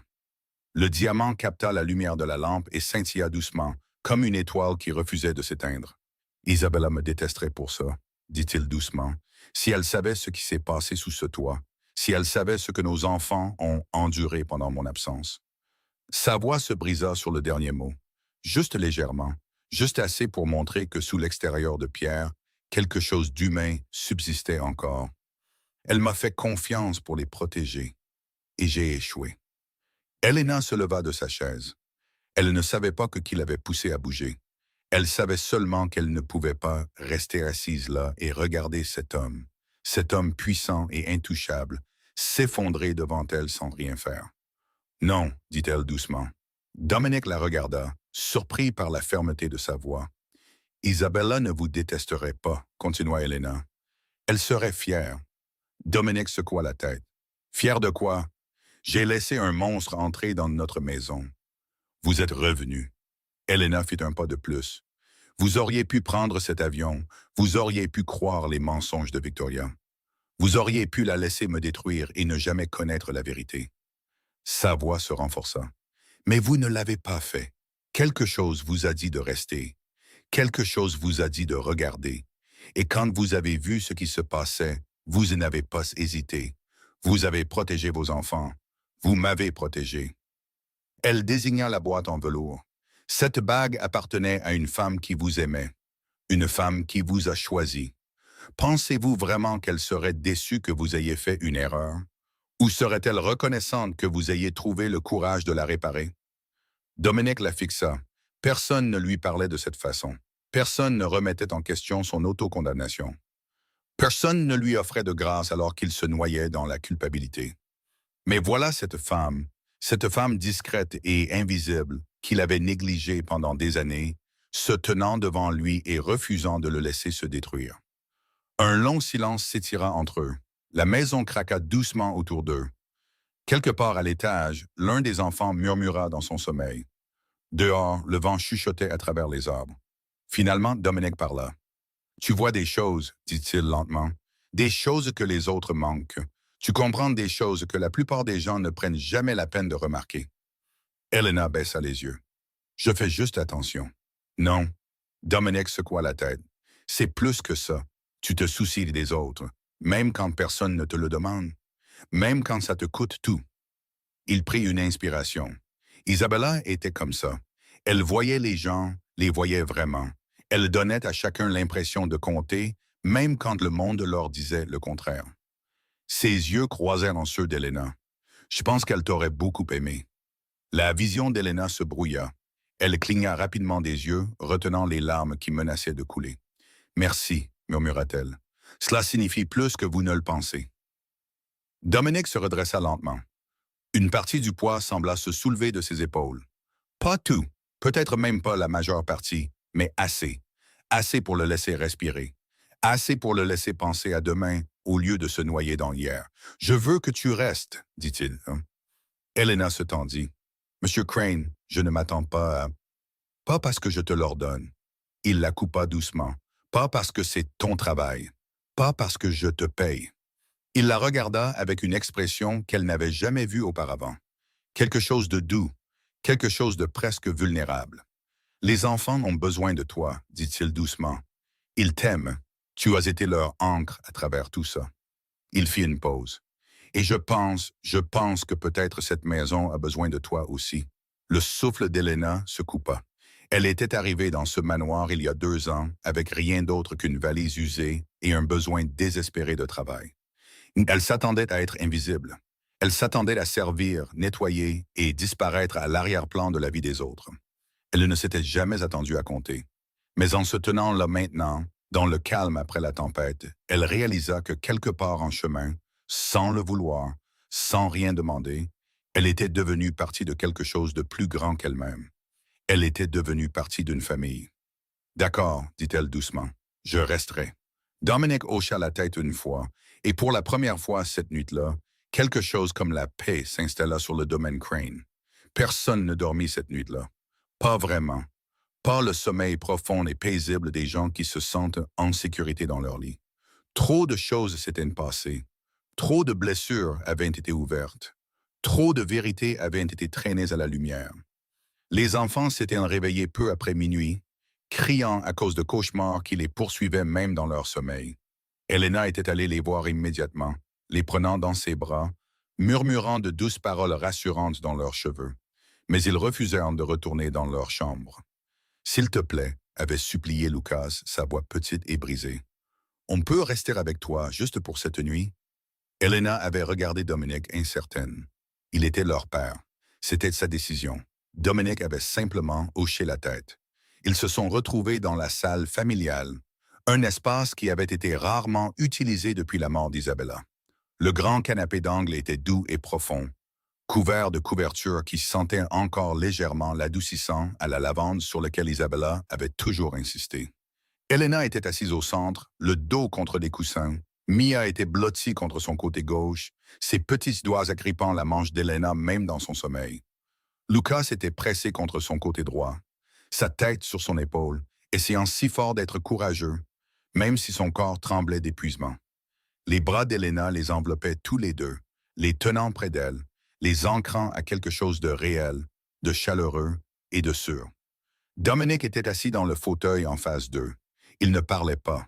Il n'essayait pas de prendre le relais ou d'affirmer sa place de père. Il était simplement assis là, dans l'obscurité, veillant sur eux comme une sentinelle, comme un gardien qui avait échoué une fois et était déterminé à ne plus jamais échouer. Les heures passèrent lentement. Dehors, le vent chuchotait à travers les arbres. La lumière de la lune filtrait à travers les rideaux, peignant des motifs argentés sur le tapis. La maison s'installait et craquait, de vieux os s'ajustant au calme. Mia s'agita dans son sommeil. « Ne pars pas, » gémit-elle, sa voix à peine audible. « S'il te plaît, ne pars pas. » Le cœur d'Helena se serra. Elle caressa les cheveux de la petite fille, démêlant les nœuds de son visage. « Je suis là, » murmura-t-elle. « Je suis juste là, ma chérie. Je ne vais nulle part. » La respiration de Mia se calma. Sa prise sur la manche d'Elena se desserra légèrement, bien qu'elle ne la lâcha pas complètement. Même dans son sommeil, elle avait besoin de ce lien, de cette assurance qu'à son réveil, quelqu'un serait encore là. Dominic observait depuis son fauteuil. La scène devant lui se brouilla légèrement et il cligna des yeux pour chasser la brûlure dans ses yeux. Il se souvenait de ce moment. Il se souvenait d'Isabella faisant exactement la même chose. Assise sur ce même canapé, tenant ses mêmes enfants, murmurant ces mêmes mots. Je suis là. Je ne vais nulle part. Combien de nuits Isabella avait-elle passé ainsi? Combien de cauchemars avait-elle apaisé? Combien de larmes avait-elle séché pendant qu'il était absent? À construire un empire qui semblait soudain si dénué de sens. Et maintenant, voilà Elena. Une femme sans obligation d'aimer ses enfants. Une femme qui aurait pu partir à tout moment. Une femme qui était restée même quand rester signifiait souffrir. Elle les tenait comme Isabella les tenait, avec une tendresse féroce, avec une force tranquille, avec un amour qui ne demandait rien en retour.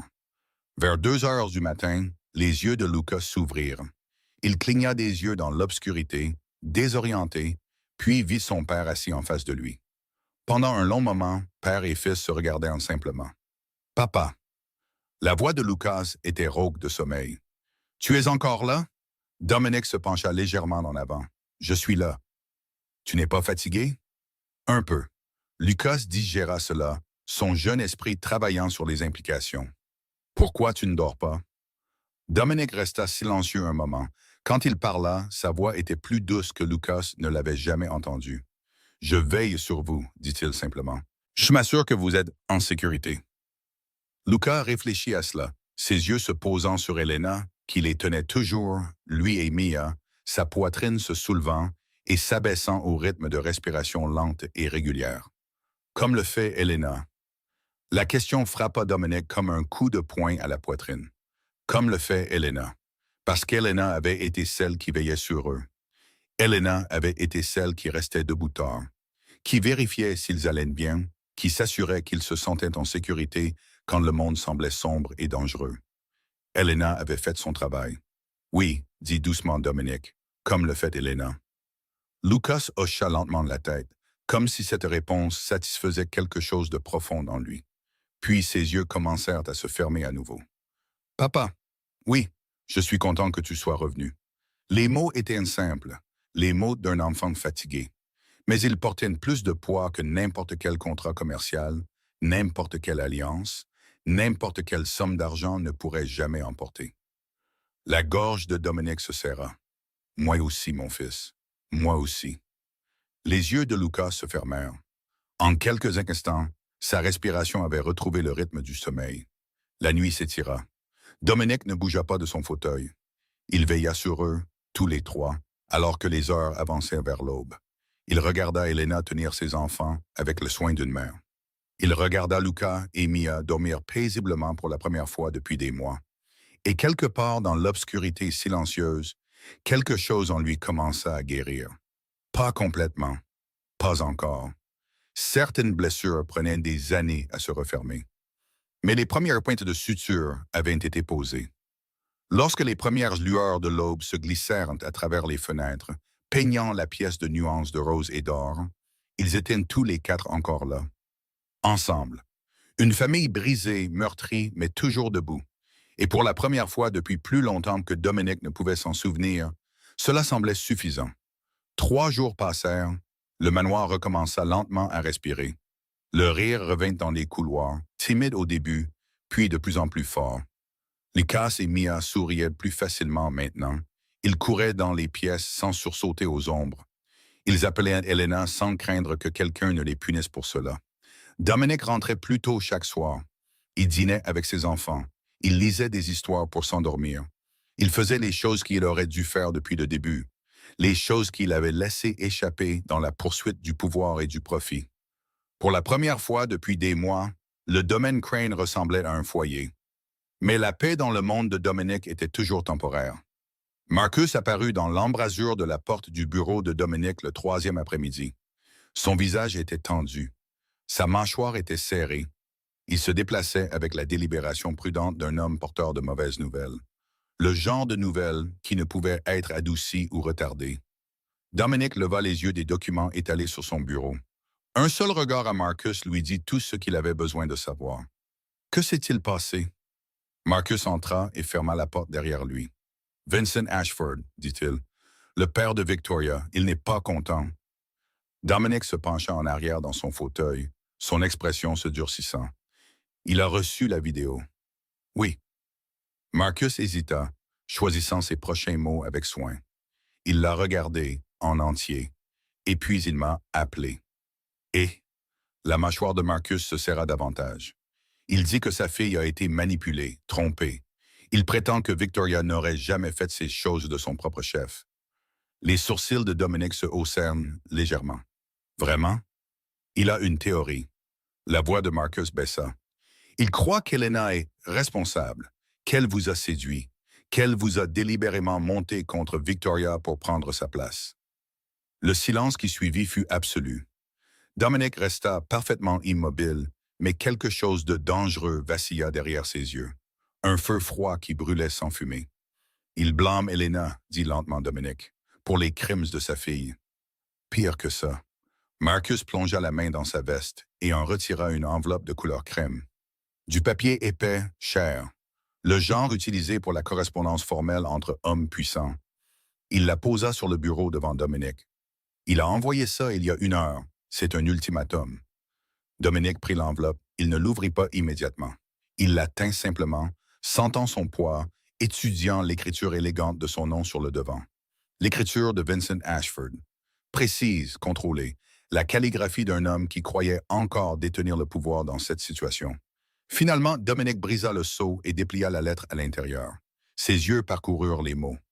Son expression ne changea pas, mais ses jointures blanchirent pour que sa prise se resserrait sur le papier. Quand il eut fini de lire, il leva les yeux vers Marcus. « Il veut que je lui livre Elena. » Sa voix était plate, d'un calme mortel. Il veut s'occuper d'elle lui-même, pour restaurer l'honneur de sa famille. Marcus hocha la tête d'un air sombre. « Si vous refusez, ils mettent fin à l'alliance. Toutes les affaires entre les organisations Ashford et Crane cessent immédiatement. » Quoi d'autre? Il laisse entendre qu'il y aura des conséquences. Il ne précise pas de quel genre. Dominic posa la lettre sur son bureau. Il la fixa un long moment, comme s'il pouvait la brûler du regard. L'alliance Ashford était précieuse. 15 ans de partenariat, de territoires partagés, de protection mutuelle, des millions de dollars d'opérations conjointes. La perdre lui coûterait cher, et Vincent le savait. Il pariait que Dominic ferait le choix pratique, le choix commercial, qu'il sacrifierait une gouvernante insignifiante pour préserver un empire. Dominic se leva. Il se dirigea vers la fenêtre et regarda le jardin en contrebas. Elena était là avec Luca et Mia, les aidant à planter des fleurs dans les parterres qui avaient été négligés depuis la mort d'Isabella. Les enfants riaient, Elena souriait, la lumière du soleil attrapait ses cheveux sombres et les faisait briller. Elle n'avait aucune idée qu'un homme puissant venait de réclamer sa tête. Elle n'avait aucune idée que sa vie était pesée contre des marges de profit et des accords d'alliance. Dominic l'observa un long moment. Puis il se retourna vers Marcus. « Tu sais ce que ça veut dire? » dit doucement Marcus. « Si tu refuses, Vincent considérera ça comme une déclaration de guerre. » « Je sais. Il a des ressources, des relations. Il pourrait rendre les choses très difficiles. » « Je sais. » Marcus étudia son patron, son ami, avec des yeux attentifs. « Que veux-tu faire? » Dominic retourna à son bureau.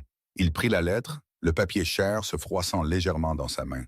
Puis, avec une lenteur délibérée, il la déchira en deux. Puis encore en deux. Et encore. Les morceaux tombèrent sur le bureau comme des feuilles mortes. « Dis à Vincent Ashford, » dit Dominic, sa voix froide comme l'acier d'hiver, « que l'alliance est terminée.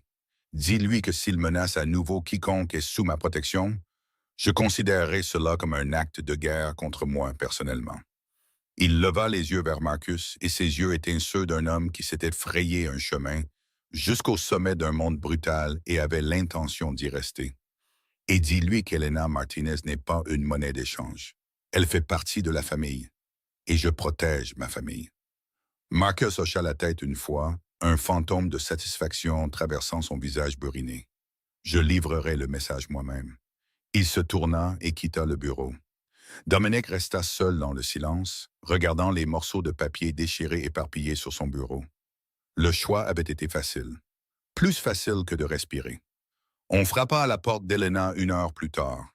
Elle pliait du linge, une tâche qui calmait toujours son esprit. Les mouvements répétitifs donnaient à ses mains quelque chose à faire pendant que ses pensées vagabondaient.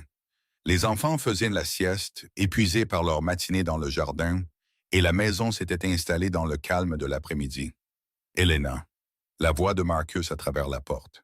Monsieur Crane veut vous voir dans son bureau. Ses mains se figèrent en plein pliage. En 2 ans de travail au domaine Crane, elle avait été convoquée au bureau de Dominique exactement 3 fois. Une fois lorsqu'elle a été embauchée, une fois lorsqu'elle a reçu une augmentation, et une fois à la mort d'Isabella pour discuter de la nouvelle routine des enfants. Une 4e convocation ne pouvait signifier que des ennuis. « J'arrive tout de suite », répondit-elle, sa voix plus ferme qu'elle ne le sentait. Elle lissa ses cheveux, redressa sa simple blouse et se dirigea vers ce qui l'attendait derrière cette lourde porte en chêne. Le bureau était chaud de la lumière de l'après-midi.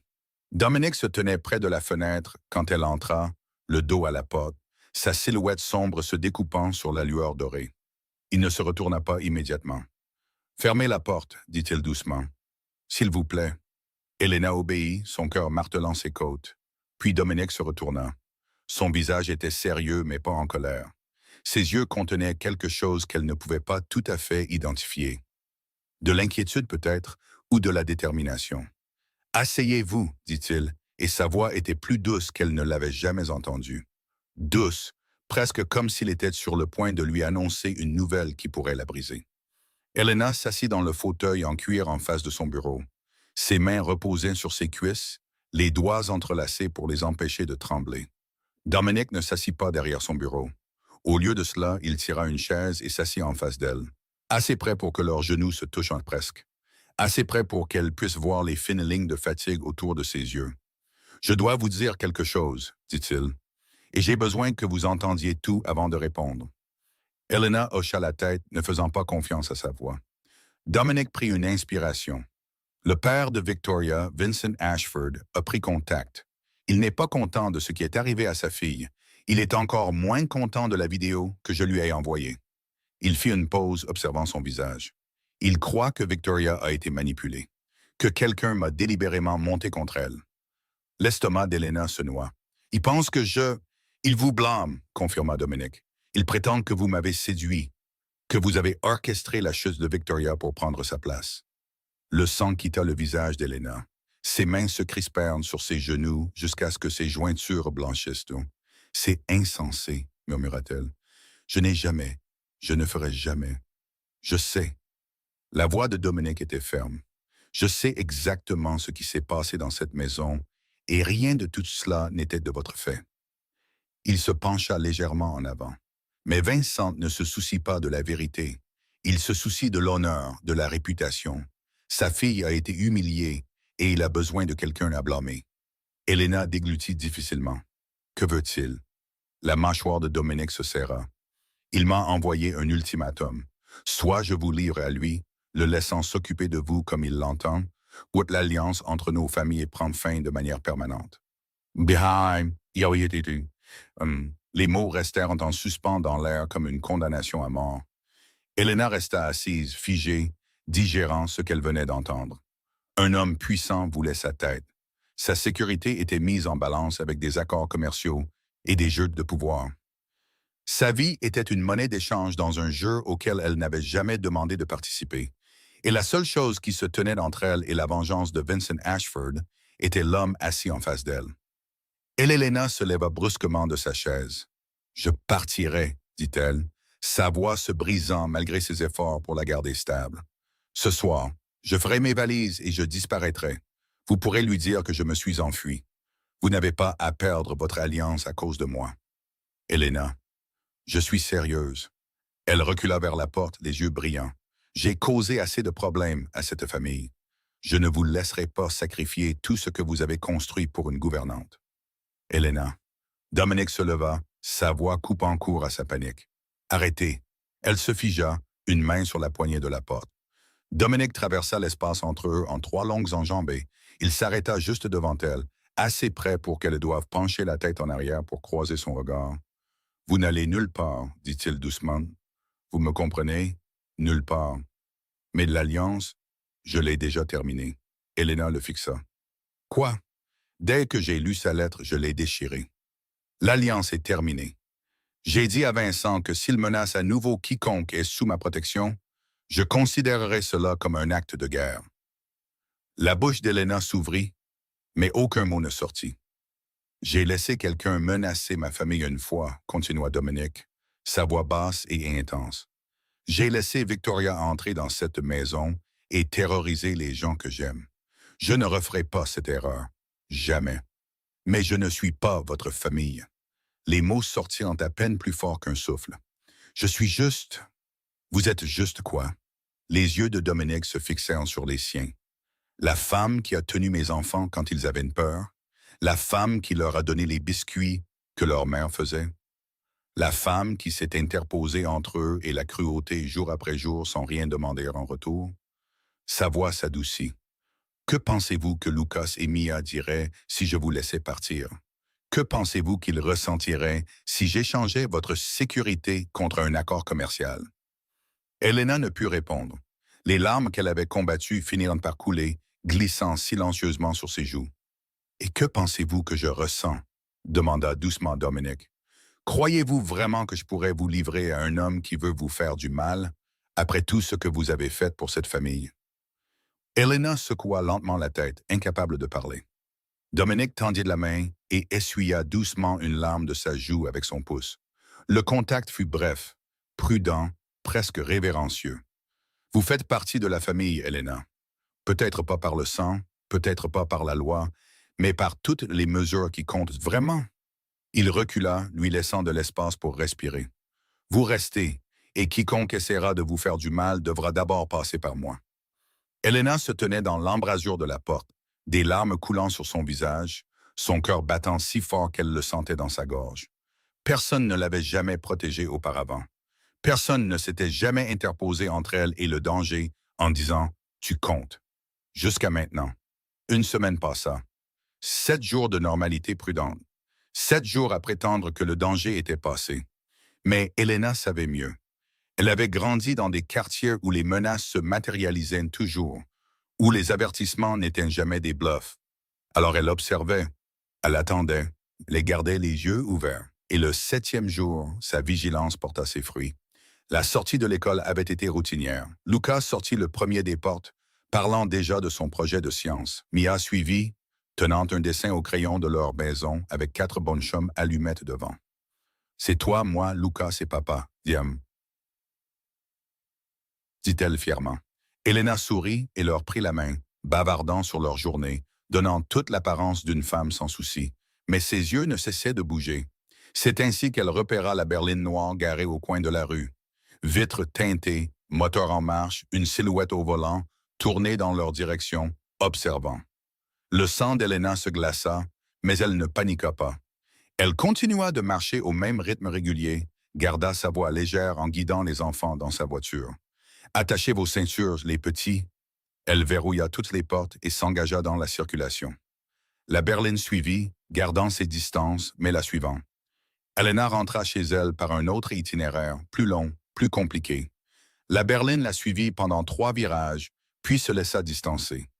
Quand elle atteignit enfin le domaine Crane, ses mains tremblaient. « Rentrez à l'intérieur, » dit-elle aux enfants. « Commencez vos devoirs. » Dès que la porte se referma derrière eux, elle appela Marcus. 10 minutes plus tard, la sécurité envahit la propriété.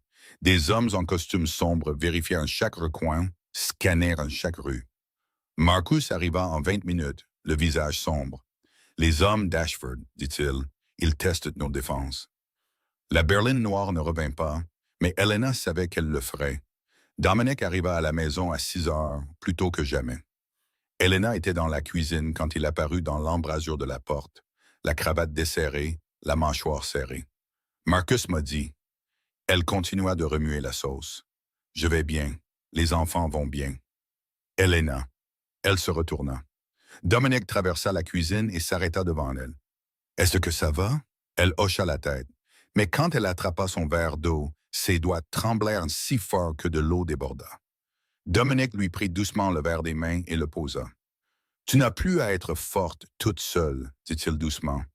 Laisse quelqu'un te porter pour une fois. » La première larme tomba avant qu'elle ne puisse l'arrêter, puis une autre, puis elle sanglotait. Des sanglots profonds et déchirants, libérant toute la peur qu'elle avait enfouie pendant des années. Dominic ne parla pas. Il la serra simplement contre sa poitrine et la tint pendant qu'elle s'effondrait. Pour la première fois de sa vie, Elena laissa quelqu'un d'autre être fort. Dominic en avait assez d'attendre. La berline noire avait franchi une ligne. Envoyer des hommes suivre Elena pendant qu'elle récupérait ses enfants, ce n'était pas un avertissement. C'était une déclaration. Il passa un appel, organisa une réunion et se prépara à mettre fin à tout cela. Le restaurant était un territoire neutre, un restaurant italien haut de gamme en périphérie de la ville, n'appartenant à aucune des deux familles. Nappe blanche, éclairage doux. Le genre d'établissement où les menaces étaient livrées autour d'un vin cher. Vincent Ashford était déjà assis quand Dominic arriva. Cheveux argentés, épaules larges, des yeux froids qui avaient vu des empires s'effondrer. Son costume coûtait plus que ce que la plupart des gens gagnaient en un mois. Dominic s'assit sans saluer, sans poignée de main. Ce n'était pas une conversation civilisée. Vincent parla le premier. « Tu as du crane de demander une réunion après ce que tu as fait à ma fille. » « Ce que j'ai fait? » L'expression de Dominic ne vacilla pas. « J'ai chassé une menteuse de ma maison. Tu devrais être reconnaissant que je n'ai pas fait pire. Victoria a fait des erreurs, mais elle ne méritait pas d'être jetée comme une ordure. Elle a piégé une femme innocente. Elle a terrorisé mes enfants. Elle a volé la bague de ma femme décédée. » Dominic se pencha en avant. « Ce n'est pas une erreur, c'est une trahison. » Les doigts de Vincent tambourinèrent sur la nappe. « Que veux-tu? Tes hommes loin de ma propriété, loin d'Elena Martinez, loin de mes enfants. » La gouvernante, ricana Vincent. « Tu as mis fin à une alliance de 15 ans pour une servante. Cette servante est protégée mes enfants quand ta fille les tourmentait. Elle vaut plus que tous les contrats que nous avons jamais conclus. » Vincent l'étudia froidement. « Tu couches avec elle, n'est-ce que pas? Fais attention. » Le mot tomba comme une lame. Très attention. Dominic se leva lentement. Il se pencha, la voix baissant à un murmure. « Ta fille s'en est bien sortie. Elle est vivante. Elle est libre. Mais si je vois à nouveau tes hommes près de ma maison, si j'entends ne serait-ce qu'un murmure de menace contre Elena, je ne serai pas généreux avec toi. Tu oses me menacer? Je te fais une promesse. Et tu sais que je tiens mes promesses. » Il ajusta ses poignets. « Elena Martinez n'est pas ton ennemi. Mais moi, je le suis. Souviens-toi de ça avant ton prochain coup. » Dominic sortit sans se retourner. Vincent resta seul un long moment. Il était puissant, dangereux. Il avait écrasé des ennemis sans pitié. Mais il était aussi pragmatique. Et les hommes pragmatiques savaient quand limiter leurs pertes. Le lendemain matin, la surveillance cessa. Les hommes de Vincent se retirèrent de Chicago. Plus de berlines noires, plus de menaces. La guerre était finie. Et Elena ne saurait jamais à quel point Dominic l'avait complètement protégée de la destruction. 2 mois passèrent et le domaine Crane se transforma. Pas les murs ou les meubles, quelque chose de plus profond changea. Quelque chose qui ne pouvait être mesuré en rénovation. La maison apprit à respirer à nouveau. Le rire revint. Un vrai rire. Luca poursuivait Mia dans la cuisine pendant qu'Elena faisait semblant de les gronder. Dominic rentrait à la maison pour trouver des éclats de rire au lieu de tension. Les enfants s'épanouirent. Luca cessa de sursauter au bruit soudain. Ses cauchemars s'estompèrent. Mia se remit à dessiner. Des couleurs vives, des scènes joyeuses. Un soir, elle présenta son dernier chef-d'œuvre au dîner. 4 bons chums allumettes devant une maison. « C'est notre famille », annonça-t-elle en désignant chaque personnage. « Papa, Luca, moi. » Son doigt se déplaça vers le 4e personnage, une femme aux cheveux noirs debout à côté de Dominic. Et Elena. Le souffle d'Elena se coupa. Elle regarda Dominic, incertaine. Il sourit simplement. « C'est magnifique, ma chérie. On devrait l'encadrer. » Lucas cessa de l'appeler la gouvernante. Maintenant, c'était mademoiselle Elena, prononcée avec chaleur. Dominic cessa de la traiter comme une employée. Il lui demandait son avis, l'incluait dans les décisions, la regardait différemment. Elena le remarqua. Elle essaya de ne pas penser à ce que cela signifiait. Tard un soir, Elena apporta du thé au bureau de Dominic. Il ne travaillait pas. Il tenait la bague d'Isabella, la tournant entre ses doigts. « Vous êtes encore réveillé, dit-elle doucement. Dominic leva les yeux. Je pensais aux enfants, à tout ce qui a changé. Il fit une pause. À vous. Les joues d'Elena rougirent. Elle se dirigea vers la porte. Je devrais vous laisser vous reposer. Attendez. Dominic posa la bague et traversa la pièce jusqu'à ce qu'il se tienne devant elle. Proche, plus proche que jamais. Je ne suis pas doué pour ça, dit-il doucement. Les mots, les sentiments, j'ai passé ma vie à construire des murs. Elena ne respirait plus. Mais vous avez changé cette maison. Vous m'avez changé. La façon dont vous vous occupez de Luca et Mia. La façon dont vous êtes restée forte quand n'importe qui d'autre se serait effondré. Il lui prit doucement la main. Je n'attends rien. Je ne vous demande pas de ressentir la même chose. Je voulais juste que vous le sachiez. Son pouce effleura ses jointures. Je vous vois, Elena. Pas comme une gouvernante, comme vous. Des larmes piquaient en ses yeux. Pas de tristesse, mais d'espoir. Elle ne retira pas sa main. Et dans le bureau silencieux, deux personnes brisées firent leur premier pas vers quelque chose de nouveau. 1 an plus tard, le domaine Crane se dressait, baigné d'une lumière dorée d'après-midi. Les jardins fleurissaient de roses et de lavande. Des fleurs qu'Isabella avait plantées des années auparavant, maintenant entretenues avec amour par des mains qui avaient appris à appeler cet endroit leur foyer. Elena Martinez n'était plus la gouvernante. Elle faisait partie de la famille, officiellement, complètement, irrévocablement. La demande en mariage était venue par une soirée tranquille de printemps. Pas de grands gestes, pas de foule, pas de feux d'artifice. Juste Dominic et Elena assis sur le banc du jardin où Isabella lisait des histoires aux enfants. Il avait sorti une boîte en velours, mais pas celle à laquelle Elena s'attendait. À l'intérieur se trouvait une nouvelle bague. Un diamant serti d'or blanc, simple et élégant, choisi spécialement pour elle. Non hérité, non emprunté. La sienne. J'ai pensé à utiliser la bague d'Isabella, avait dit doucement Dominic, mais cette bague appartient à sa mémoire, à ce que nous avions. Il prit la main d'Elena. Cette bague est pour nous, pour ce que nous construisons ensemble, quelque chose de nouveau. Elena avait pleuré, des larmes de joie, des larmes de guérison, les larmes d'une femme qui avait passé toute sa vie à croire qu'elle n'appartiendrait jamais nulle part et qui trouvait enfin sa place. La bague d'Isabella reposait maintenant dans une vitrine en verre dans le salon. Les enfants passaient devant tous les jours. Ils pouvaient la voir, toucher le verre, se souvenir. Dominic rassembla Lucas et Mia devant un matin, Elena se tenant à ses côtés. « Cette bague appartenait à votre mère, dit-il doucement. Elle la portait chaque jour de notre mariage. Elle contient tout l'amour qu'elle avait pour vous, pour moi, pour cette famille. » Il posa sa main sur l'épaule d'Elena. « Et cette bague appartient à Elena. 2 femmes différentes, 2 bagues différentes, mais toutes deux vous aiment plus que les mots ne peuvent le dire. » Mia se jeta sur Elena, enroulant ses petits bras autour de sa taille. « Je suis contente que tu sois restée, » murmura-t-elle. « Je suis tellement contente que tu sois restée. » Lucas se tenait plus droit, essayant d'avoir l'air mature, mais ses yeux brillaient alors qu'il hochait la tête. « Moi aussi, » dit-il doucement. « Moi aussi. » Elena les serra tous les deux, des larmes coulant sur ses joues. Ces enfants qui s'étaient autrefois recroquevillés de peur. Ces enfants qui avaient appris à pleurer sans bruit. Maintenant, ils riaient librement, aimaient ouvertement, faisaient entièrement confiance. Elle les avait aidés à y parvenir, et ils lui avaient tout donné en retour. Parfois, les personnes les plus dangereuses ne défoncent pas votre porte. Elles entrent avec des sourires, des promesses, avec exactement ce que vous voulez entendre. Elles portent des masques si parfaits que vous les invitez dans votre maison, votre cœur, votre famille, sans jamais soupçonner l'obscurité en dessous. Mais la vérité se révèle toujours. Regardez comment les gens traitent ceux qui ne peuvent rien leur donner. Les serviteurs, les enfants, les invisibles. C'est là que vous trouverez leur vrai caractère. C'est là que le masque tombe.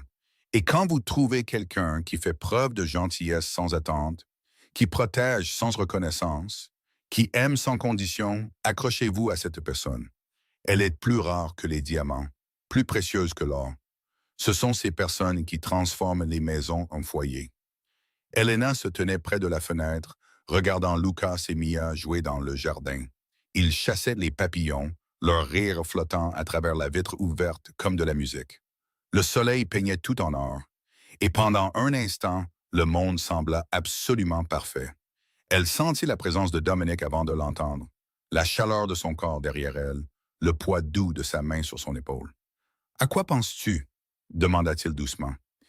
Elena sourit, s'adossant contre lui. « Je pense que j'ai passé 22 ans à chercher un endroit où appartenir. 2 ans à me sentir invisible, non désirée, seule. » Elle se tourna pour lui faire face, ses yeux brillants de larmes et de joie. « Et puis j'ai trouvé cette maison, ces enfants, toi. » Dominic la serra contre lui, déposant un baiser sur son front. « Tu ne nous as pas trouvés, murmura-t-il. Tu nous as sauvés. » Dehors, Mia les aperçut à la fenêtre et leur fit un signe enthousiaste. Lucas fit semblant de ne pas s'en soucier, mais il souriait aussi. Elena leur fit un signe en retour, le cœur si plein qu'il lui faisait mal. Pour la première fois de sa vie, elle avait un endroit qu'elle pouvait appeler son foyer. Merci de nous avoir rejointes pour ce voyage émouvant. Si cette histoire vous a touché, n'hésitez pas à vous abonner et à activer la cloche de notification pour ne jamais manquer nos publications quotidiennes. Mettez un pouce bleu si la force d'Elena vous a inspiré. Partagez cette vidéo avec quelqu'un qui a besoin d'entendre que la gentillesse est importante. Nous voulons avoir votre avis. Qu'avez-vous ressenti en écoutant cette histoire? Avez-vous déjà fait confiance à la mauvaise personne? Avez-vous déjà trouvé une famille dans des endroits inattendus? Partagez vos pensées dans les commentaires ci-dessous. Nous lisons chaque commentaire et vos histoires comptent énormément pour nous. Du fond du cœur, nous vous souhaitons une bonne santé, du bonheur et de la paix dans votre vie de tous les jours. Puissiez-vous toujours trouver des personnes qui voient qui vous êtes vraiment et qui vous aiment pour cela. Au revoir pour l'instant et on se retrouve dans la prochaine vidéo. Prenez soin de vous.